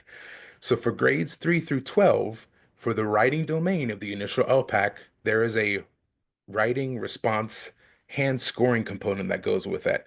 If that's not completed and submitted, what's going to happen is it delays the student score report for the initial LPAC. And again, this is just for grades 3 through 12. You can always check the THSS summary report, and that's going to show you any outstanding hand scoring for the writing domain, specifically for the initial LPAC, that needs to be completed in order for a score report to produce. So just make sure that you check that report, I would say pretty regularly, if you're not seeing student score reports populate in a timely manner for initial LPAC. This is a really big one. This goes for both the initial and for the summative. When it comes to the speaking domain, I want to make sure that everybody is administering it correctly. A lot of the times what I'm seeing is when they open the speaking domain, the examiner will leave that open. And what happens is they access the speaking DEI before they officially close the speaking domain. This is very important because it affects your completion status reports. So if you have a test examiner that is recording the responses on the speaking score sheet, entering it into the DEI in live time, but does not close the speaking domain before they close the speaking DEI, what's going to happen is once the DEI has closed and the speaking domain is still open, it locks everything into place. So please make sure that they're completing and actually closing the administration of the speaking domain, because what will happen is it's not only going to hold up score reporting, it's going to also hold up your completion reports. You're going to keep getting email notifications stating that the speaking domain hasn't been completed, and it's because it's been left in as pause status because the examiner went to the speaking DEI, completed that first, ended it, and then it locked everything into place. So please make sure that they're completing their speaking domain, and this goes for both initial and summative LPAC, before they enter the speaking DEI. That's got to be completed beforehand. This is about assigning the alternate assessment, whether that be for CASP or for LPAC. So students, in order to be eligible for an alternate assessment, they must have an IEP or 504, and then the CalPAD special education and special education for testing must both indicate yes in order for them to be assigned the alternate assessment. A quick note about the alternate assessment when it comes to domain exemptions. For LPAC, there are no domain exemptions for the LPAC or for the alternate assessment. So please make sure that you're aware of that as well. So if you're trying to, if a student is assigned the summative alternate LPAC, domain exemptions do not apply to that because it's a one-on-one test. Here's a couple pieces of information regarding actually starting a test session, and there's going to be an illustration after this regarding that. When it comes to opening a test session and beginning that test session, please make sure, and this is going to save you a lot of time and effort in stairs cases, please make sure that they're checking the test settings prior to the student accessing the test or giving that permission for them to access the test. So this is what it looks like here. It's an actual eyeball icon, and your test examiner or administrator can see the details of those test settings. So please make sure, whether it be for LPAC or for CASP, that they're checking those test settings. If a student enters a test without having the proper settings or accessibilities, then that results in a stairs case. And specifically on the LPAC side, whatever the accessibility is with as far as domains. So again, this will save you a lot of time and effort in not having to file a stairs. If those details are not there, don't approve the student. Check and make sure, and working with your site coordinators, if they want to reach out to the LEA coordinators about a student not having a specific accessibility, the LEA coordinator from that point can then reach out to their success agent to look into that further. But please do not approve a student if they don't have the correct test settings.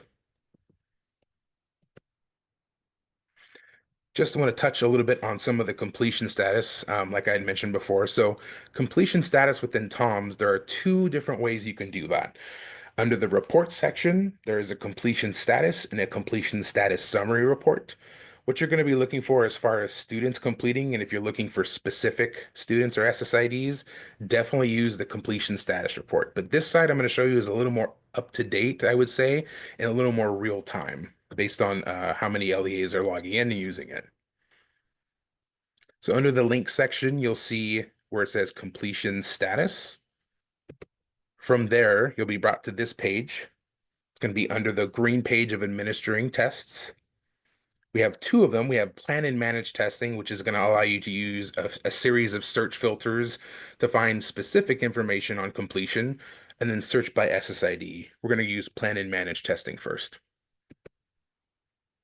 So as you can see, you have a basic search. So it's a little bit updated from previous administration years. We have a basic search where you can look at your district and your school. And then the advanced search, which gives you, again, a lot of different search filters to use. District, school, you can look up the student by their first name, SSID, so forth.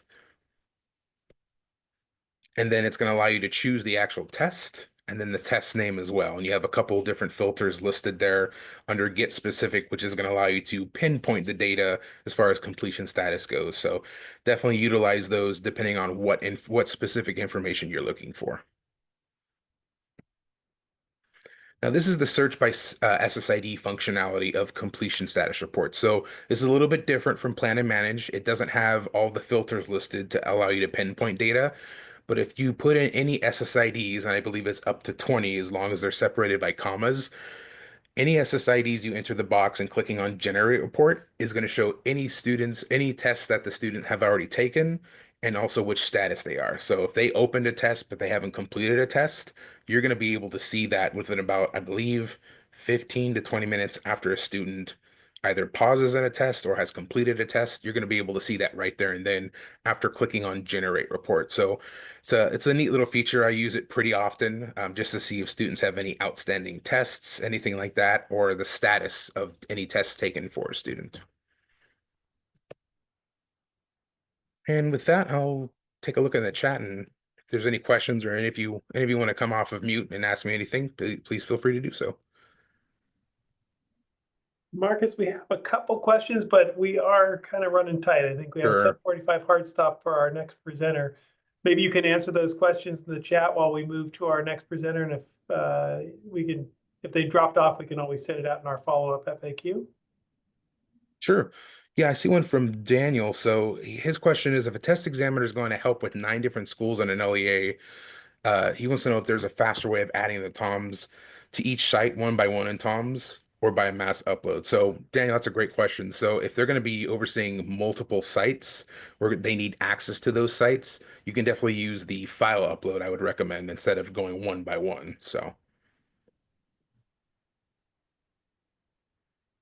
And then I think one from, not sure if this is a question or just a statement. Let me read that real quick. Yeah, that's a great point. Jeb Fisher is just messaged me directly. So for new coordinators, it should be mentioned that a new student entering during the summative window now will have to take the initial LPAC, and then very shortly after they receive their update, if they're an EL, they're automatically going to be assigned to the summative, and they should test immediately now the window's open. Thanks for that, Jeb. Yeah, that's good information. Just trying to go through some more of it here. I'm gonna move to Leslie though, if you don't mind Sure. just maybe answering those in the chat for Yeah, us. no problem. No problem. We're fortunate enough to get our colleague Leslie Soroya, who's our project director for language arts and literacy, and she's doing such a wonderful job related to the science of reading. But she's joining us for an as assessment people. We all know whenever there's a new assessment, it's likely to fall into our camp. So we wanted to bring Leslie on board and have her share the updates on what's going on with this the state mandated screener, and then maybe we can open up afterwards to talk a little bit more about the logistics or looking forward, from an assessment perspective, what may be expected of us. So Leslie, take it Yeah, away. sounds good. Hi, everyone. I'm Leslie Zeroy. I'm the project director for Reading Language Arts at LA County Office of Ed. And today I'm going to give you just a roller skating through the museum, as my pal Ruth used to say all the time, overview of the mandated risk of reading difficulties screener. So just curious, if anyone's alive out there, I know that it can be tedious to be on long meetings like this, and all I see are lots of no faces, except for Stephen and Sarah and Evan. Hi. And oh, I see Devin too. Hi, Devin. But just curious. Oh, hi, Mary. Thank you for that. If any of you have heard of this before and you know a little bit about the mandated screener, can you just drop a yes or no in the chat? I'm just curious if anyone has a clue. Oh, good. Look, everyone's awake out there. Yay. Okay. Yeah, Zoom is weird for this because we never know if anyone's like, hello, hello, are you out there? Okay, thank you for responding. That's super helpful. Okay, so let me share. Evan dropped a link and I dropped a link, and that is to a folder of materials. So I just want to show you that really quick before I do my slides because it's important. Can you guys see that? Can you see the Google folder? Okay. So this is where you should land when you click the link in the chat. So there is a shortcut to, excuse me, some flyers that are related to the screener and events we're hosting around it. So you can click on that and I'll talk about those later. But really what I wanted you to see is some of these other resources in here. So my slides are here. That's right here. You'll see some information about training around structured literacy, a toolkit to help you select a screener, which I'm going to talk about in a minute, an overview of the actual legislation that California Dyslexia Institute did, and then, or Decoding Dyslexia, sorry, and then the table of approved screening instruments, which we're going to talk about in a minute, and then an announcement by Tony Thurmond. So that's what's in the folder. I just wanted to make sure everybody could access that because those resources, this is going to be a quick overview. And we're going to be doing more in-depth training on this coming up. And so I just wanted to make sure that you could get to those. Okay, so let me stop share and then reshare just my PowerPoint screen so you can see it. And there we go. Okay, can you see that? That look okay? All right, cool. Okay, so let's talk a little bit about the timeline for this. So, Sorry, Leslie, we're seeing Yeah. your monitor screen. We're not seeing the PowerPoint. Oh, you're not seeing my second screen? Oh, it said it was sharing my PowerPoint. Let me try it again. Oh, it's like, it's so fun. I tell you, I clicked Microsoft PowerPoint. How about now? You got it. Okay. I also have a gremlin in my computer because it's brand new and I'm still figuring out all the things you got to fix. So anyway, enough about that. So the timeline we're already knee deep in. About a year ago, the CDE convened a panel of experts who were going to take a look at all of these different screening instruments and select 4 that you guys get to choose from. So we'll talk about that in a second. Those were released in December, just before we all headed off to winter break. So I wasn't able to make your December meeting, which was a bummer because we wanted to try and do a little update there. And then the date you need to be really cognizant of is June 30, because you need to have your screener board approved, selected and board approved by that date. So every ELA in California will have selected a screener from the list of 4 and have it already board approved so that you can roll it out in the next school year starting in fall of 2025. So that's a really important thing to know. So if you have not, looks like some of you have heard about this bill. SB 114 was the original bill, which is now Ed Code 53008. The California Dyslexia Initiative did a lovely little overview of it. So if you're not one to enjoy going on the legislative analyst sites and reading the lingo there, I put this overview in your folder and it shares kind of the down and dirty of the bill, what you really need to know. So you can find that in your folder that we just shared. But before we get into that, I wanted to talk a little bit about why. Why did California do this? First of all, it took 8 years, 8 tries through the legislature to get this passed. And the reason that folks were so tenacious about making sure that it did get passed is because screening is for everyone. And it's really just to determine risk. That's it. And if you need to do additional assessments. It's not meant for placement. It's not in any program. It's not meant to determine if a child is, has major special ed disabilities or anything like that. All it is a way to go, oops, there's a red flag here. You may want to take a second look. That is the entire intention of this whole process and of the mandate itself. And really, that is so that we can create opportunities for early intervention, because California has been kind of a wait to fail model. We've kind of waited to see how they do in 3rd or 4th grade when we first get testing major testing opportunities. And by then, research shows it's too late. That is too long to wait. You can attend to so many of these little red flag issues when the menu of skills is short. And that's what we're wanting to get at, is let's check every single year in kindergarten, in 1st grade, and in 2nd grade and see where are there some red flags, where are we seeing some issues with their reading skills, and let's tend to it now and not wait for, for later when it's almost too late. And the other thing is that California is making the shift from balanced to structured literacy. And you may or may not know much about that if you're not in the reading world, but it's really changing the approach to reading instruction from one that has been sort of a sprinkle of a lot of things, a sprinkling of phonics, a focus on comprehension, and kind of throwing in a lot of things at the wall to see what sticks.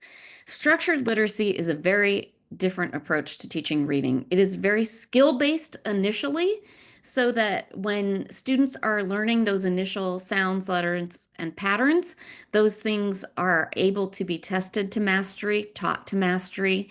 And so making sure the kids have those early foundational reading skills is super important. And so there is a focus on that. But there's also at the same time looking at all these other strands that we find on Scarborough's reading rope, which is the guiding principle underlying structured literacy. And many of you will probably learn more about this as time goes on, because it's becoming more prevalent in California.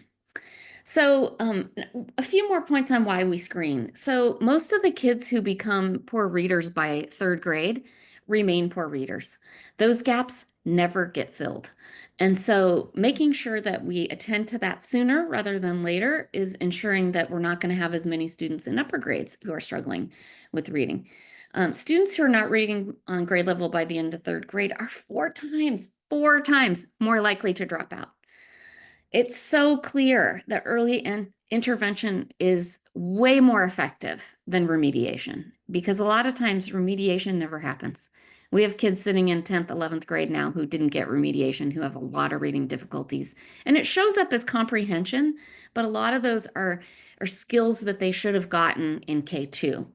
The good news is that reading researchers also demonstrated that with well-designed instruction and early intervention, more than 90% of our kids really can learn to read. And that's really encouraging, that if we have a good approach and solid materials and good assessment, we can actually get 90% of our kids reading. Okay, so let's look at just a couple of the highlights of this Ed Code 53008, the Risk of Reading Difficulty Screener. So the 4 main things are that LEAs will screen K through 2 students. You can screen others, but K through 2 is the focus annually. You have to do it 1 time a year. Can you do it more? Yes, and please do. But 1 time you have to a year, using one of the screeners on the list. And there's 4 on the list. I'm going to show you those in a second. They also have discretion as to when they can do that. And the legislation actually says after sufficient reading instruction. So this is because in kindergarten, you've got a brand new kindergartner coming in August or September. They have had no instruction yet. So what is it that they can actually do with reading? Not a whole lot, right? And so we want to give LEAs time to do some instruction with kids at the beginning of the year. So most districts are probably not going to administer the screener until, I would say, October, November. They're going to wait a while, get some instruction under the kids' belt and see where they're falling. How are they doing? So in kindergarten, that's really important because we're just learning. In 2nd grade, you may just decide to screen a little bit earlier. You don't have to screen each grade level at the same time. There is no window. It just it happens after your LEA determines that enough instructional process has happened for the kids to have some reading skills and abilities. LEAs also have to screen any new student that comes into their system within 45 days. That's the only time constraint, is if you get a new kid in November, you have to screen them within 45 days. And that's so they don't fall through the cracks. It would be easy to forget that kid, right? Who just shows up kind of mid-year or whenever. So 45 days is the mandate around that. The point is that screening is supposed to be part of a school's comprehensive instructional strategy in order to inform instruction. So it's not to test, it's to test so that this can inform instruction, so that primary teachers can look at what each and every kid is able to do and go, oh, I've got 6 kids who are struggling with digraphs. So I'm going to spend some small group time working on blends and digraphs with those kids so that we make sure that that skill is really solid. Now, can you opt out? Well, the district can't opt out, but parents can opt their student out if they meet one of these 4 criteria and if they do it in writing. And so the criteria are if they have a current identification or diagnosis. So if they're already identified as dyslexia, you don't need to screen them. They've had multiple other screening measures. They probably already have a plan in place.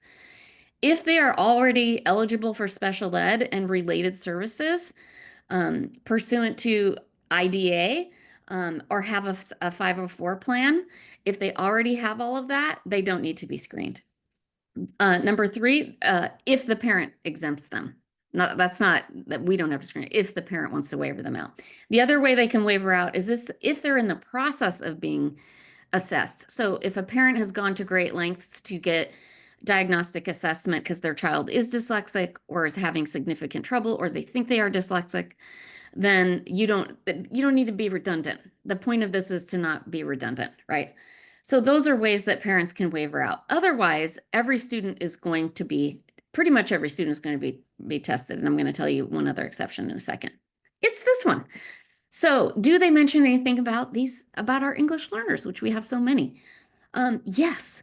So the screening instrument adopted by the expert panel, this is what the legislation said, should provide assessments for both English-speaking students and non-English-speaking students in the primary languages of students if assessments in those languages are available.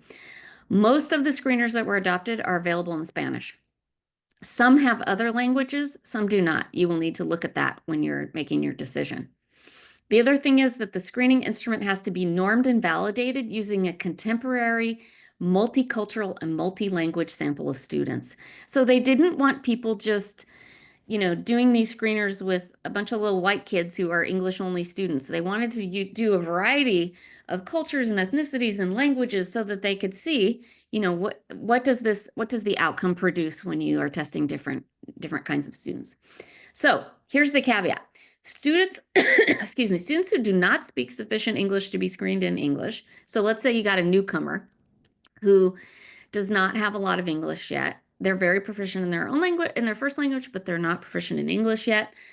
They can be screened in their primary language if the screening instrument is available, or if their risk of reading difficulties will be evaluated using an alternative process. So what that alternative process is usually something like they're going to look at how is that kid doing in school. Well, if they're non-English speaker, they're probably struggling.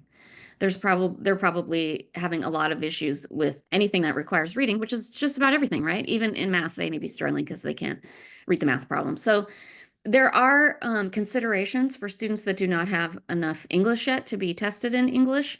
And that will be sort of also up to the discretion of the LEAs. Again, the intention of this screener is just to identify risk of reading failure for students who are reading in English. That's all it is. So a lot of people got kind of crazed over this and, oh my God, we have to do this thing and it's going to be so hard. And no, it's really K2 just to check for risk of reading failure. That's it. There are not other things. There's no hidden agenda. That's really all it is. Because we know that if we find those little If we find the things that could cause a kid to be at risk and address it right away, that can save a kid's reading life. I mean, it's the difference in the trajectory of how they do in school for the rest of their lives. Okay, and then this whole thing about who do not speak sufficient English is also a local decision. So while this is a mandated screener, there are a few things that you get to decide for yourself, which is not fair, I guess. Okay, so here are the 4 screeners that are approved. There are only 4. Amira Learning is from Houghton Mifflin. Amplify has M-Class, which used to be the paper Dibbles assessment. A lot of folks, K2 people know Dibbles. Everybody in the reading world knows Dibbles. It's been digitized and Amplify bought it. And so it's comprehensive. And I would say the top 2 are very comprehensive in terms of doing more than just screen. They don't just screen, they are a deeper look at a kid's reading abilities. Multitudes, I have not attended a screener yet. They have been so busy, we haven't been able to schedule time with them, but we have them coming, and I'll tell you about that in a second. And then we did meet with the Roar folks, from Stanford University's Brain Development and Education Lab. So you're going to see these last 2 screeners are from universities. This is interesting. This has not happened really before in the assessment world. So these are 2 dyslexia centers, really, who have developed their own screening instruments. The big bummer is that the Stanford University one is excellent, but it's not for kindergarten. They haven't finished it. They're working on it for kindergarten, and they're working on getting it in Spanish. So I wasn't on the committee that selected these, so I don't know why this one in particular was selected when it doesn't do kindergarten, but I know that it's free. That's the other thing. That's probably why it's on the list, is for grades 1 and 2, and for English only settings, it's really good and it's free. So that's, that's something. But I do think that the list may evolve over time. They have not really said if this will be the list forever and always, but I do think as things change and as these people who are working in this field, especially the 2 universities you see on here, I think these will evolve. So this list is in your folder, and I put all the contacts there for you if you want to go check out any of the materials or get in touch with any of these folks. And we're hosting overviews that I can tell you about in just a second. Okay, there is an optional toolkit. So whenever we have a curriculum adoption, there's a toolkit process you can go through. So Riverside County Office of Ed took the process we normally use for adopting new instructional materials, and they adapted it to help you choose a screener. So you are not required to use this, by the way. This is a tool. If it helps you, great. If it's too much and you don't want to do it, no problem. Or if you already have one of these screeners, like a lot of folks already have M-Class, and so they're good to go. They don't have to do anything because they already have M-Class in their system. So it's not required. It's a process and a protocol you can use if you have disagreement over which screener you should select. And the process is really good. So take a look at it if you need that. All right, so I've had calls already from people, and these are the top 3 calls I get. So number 1 is, can we opt out if we already have a screener we love? So a lot of people are mad about Acadians. So a lot of districts use iReady and Acadians, and they're like, we already have it. We don't want to use this other thing. And no, this is Ed code. So you must adopt a screener from the list. You must. It's law. So does that mean you have to throw your other screener in the trash? No. Still use your regular stuff too. More information is better. So yeah, you have to adopt one of these, but you can also use the one you still have. How often and when do we have to give it? So remember, after sufficient instruction and for new arrivals within 45 days of arrival. And then annually in grades K2, but we suggest, and CDE recommends, that you give it multiple times a year so that you can keep track of how are kids doing, not just once in October, November, but October, and then give it again in February, and give it one more time in April, and just see how are kids doing, and did we fill the gaps that they had earlier? And then always the eternal question about what about students who speak languages other than English and Spanish? And this is directly off the website. If an assessment isn't available in the student's home language, a student can be evaluated using other measures like developmental measures, progress in ELA, how they're doing with speaking, listening, reading, and writing, until their English proficiency is at a level to be screened. So you're probably not going to take a newcomer and screen them in English because they're not going to know. It's not going to tell you anything. It's just going to tell you that they don't speak English yet. There is a FAQ website on our webpage on the CDE website. It is fantastic. Any question you have is answered on that FAQ sheet. So I think I gave that to Evan. Evan, do you still have that? You can drop that in the chat. Okay, so a couple other things to consider before I wrap up here. So if you're in the process right now of getting this all going, here's 3 areas you need to think about. One is staffing. Who's going to be on the screener selection committee? Who are you going to have pick that? And why? Why are you having that person pick it? Think about that. That's a big decision. Once you've got your screener, who's going to get trained and when and where and how? And then who's going to give it? Some of these screeners can be given by an interventionist or someone else. Most of them should be given by the classroom teacher, because the classroom teacher is the one who needs to use the findings. As soon as you get those results, they should go, oh, I've got 6 kids who need blends and digraphs. I'm going to go pull them over here and do this, fill that gap for them. So you want the classroom teacher involved. And then determine your process for what are you going to do with the students who don't speak enough English yet. And especially if the screener is not available in their home language, so you can check progress in their home language. What are you going to do and who's going to monitor that to determine when they're ready? So that's something to think about. The other thing is, when are you going to share this with the families? You're supposed to share the data with the families within 15 days of having administered it.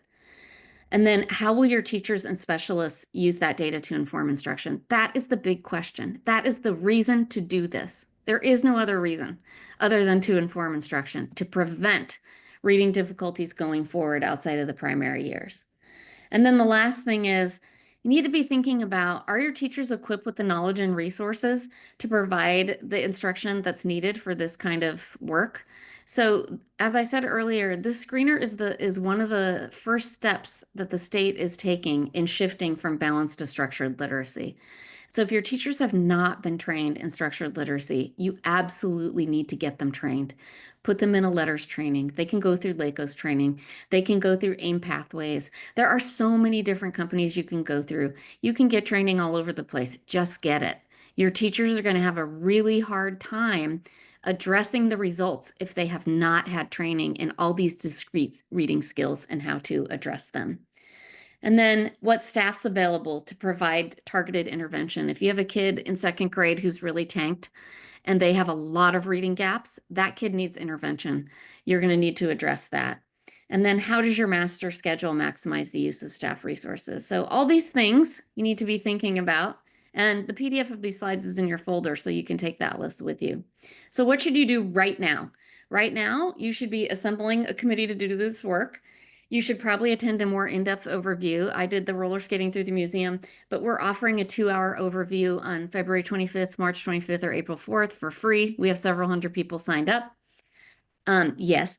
And then attend overviews of each of the screeners. We are hosting each of the screener companies on April 15 and 16 in the morning from 10 to 12. So we have 2 companies on April 15th from 10 to 12 and 2 companies on April 16th from 10 to 12. Those flyers are all in your folder. And then if you need the toolkit, go ahead and review that as well. So just to kind of recap, by mid-May, you need to have selected a screener, gotten it board approved, started to figure out your summer training. How are people going to get trained? Or if you're going to train maybe on your first PD day back in August, who's going to do that? These companies are going to be inundated with requests for training. Get your ducks in a row now. That is my advice. And set up that system right away. Here's all the things that we can help you with. These flyers are all in your folder.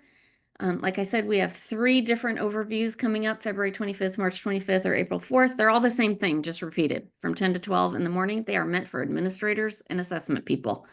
These overviews are not really meant for teachers.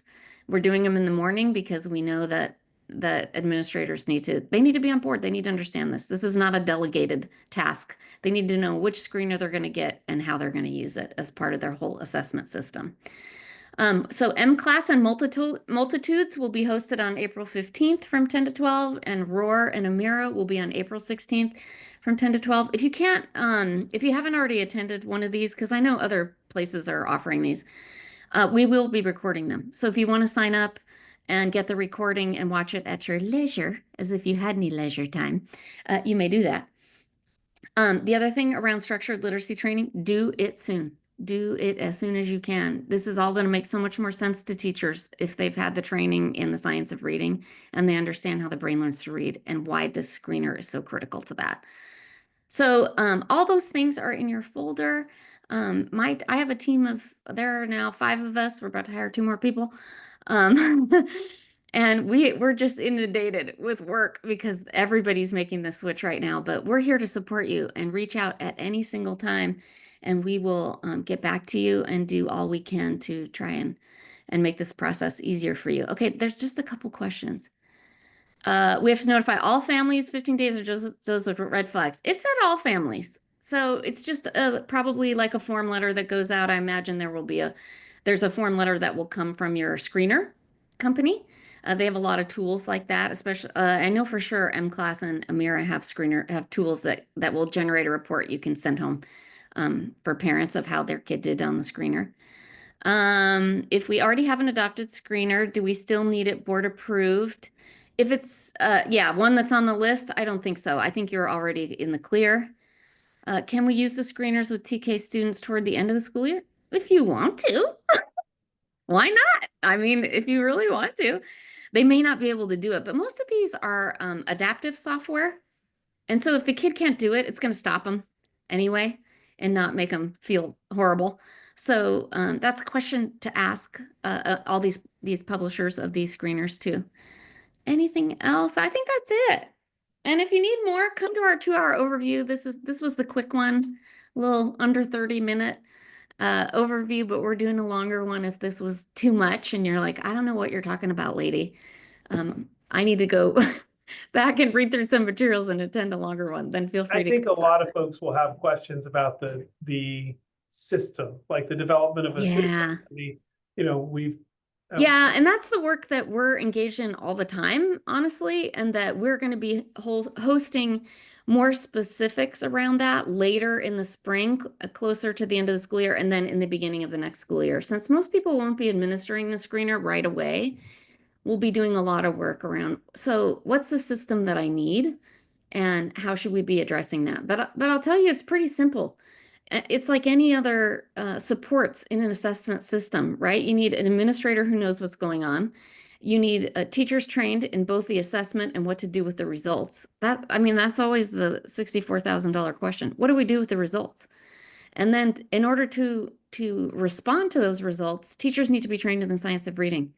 You can't use a balanced literacy approach to these. I mean, you can, I guess, but it's just like trying to put a square peg in a round hole, because these are discrete skills on these tests. And if teachers don't understand the discrete skills, they're going to really struggle. So yeah, more to come. I'll keep you guys posted on more resources around it, and happy to support in any way we can. Thank you so much, Leslie. And yeah, thanks for having me. I appreciate the invitation. Yeah, I'm sure we'll do some following up in either another DAAN. We'll probably try to carve some time in just to let people process this, and as things come up, so we maybe forward you. Yeah, I'm happy to come back later in the year to another meeting. We have, I'm on the State Literacy Plan Committee. So we're meeting next week, and actually we're meeting tomorrow and then again in 2 weeks. So I should know more even after those meetings. They're doing a lot of shifting and changing. So yeah, happy to come back anytime and give you an update. Awesome. Thank you, Leslie. Okay, thanks, friends. Well, before we cut away, we have this thing we've kicked down the road twice now. I'm going to let Sarah take it away. If you're really diehard, you're going to stick in. This is assessment specific. But it was very relevant to what Marcus was sharing earlier. So we thought best to do it now. If you're not deep in the weeds in assessment, thank you for joining us. You feel free to check out, but if you are diehard in CASP, you want to listen to this. Or stick around to the end when we talk about all of our PD opportunities. So Marcus showed how to download the security affidavit page in TOMS. But I wanted to show you a resource that was developed in order to really streamline this process and help you better share it with principals at the sites. So basically what was created was this place to dump all of your data. So you see across the bottom, actually, I'm going to go live for you. Once you have downloaded it or made a copy of it, you'll get this dummy page. and it's got directions. It tells you step by step how to go get it. Now, if you cannot remember the directions that Marcus shared with you a little while ago, don't worry, we made a scribe for you that takes you step by step of how you download those resources. You log in, you go to reports, and you're going to scroll. I always, when I get to the reports page and it's all of this, I go all the way to the bottom, and there it is right there. So after you've downloaded it, it's really great and it has a lot of information, but there's a lot there and it's not color coded and it's not sorted by school. So it can be a bit difficult to maneuver. Directions are all right here. You dump the data where it says dump data here. As you can see, there's a lot of information in this file and it can be a little cumbersome. So what we did was we created a master sheet, and the master will streamline it and basically take, what do you need? As part of dump data here, because my teachers would always push back on me and say, well, I did it yesterday. So I always wrote down the date that I ran this data so I could make sure. Master has it all cleaned up. Now, even if you do not know how to code, I've made it super simple for you. Each of these are set up with a filter function. If your brain just exploded, don't worry, I got you. All a filter function is, it's right here. It's in the first little box with information. It says, hey, go back and look at that master page. And if column A says Wiseburn Middle School, can you put it on this page, please? And then on this page, if it says Cabrillo Elementary, put it on this page. The reason for that is then you can tell your principals, hey, it's updated. And all they have to do is go to their school and they know that they have to go talk to Jessica Rabbit. And here's her email address. And they can sort this by, I just want to know the no's. I just want to know the people who haven't done it yet. Copy these emails, paste them in an email to them saying, hey guys, need you to sign your security affidavits, sign into Tom's. Please do that ASAP. And then when they say, oh, I did it, you can say, as of 1/22/25, you didn't. So you have all the information right then and there. It's very sortable. It's very easy to see. So we wanted to make sure that you had access to this.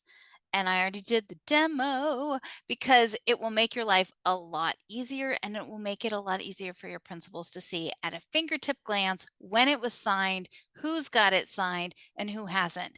And for those of you who've done assessment, when they call you and say, it's broken and I can't get into the interims, what's wrong? You can quickly go, oh, well, Jessica Rabbit, you haven't signed your security affidavit. That's what's wrong.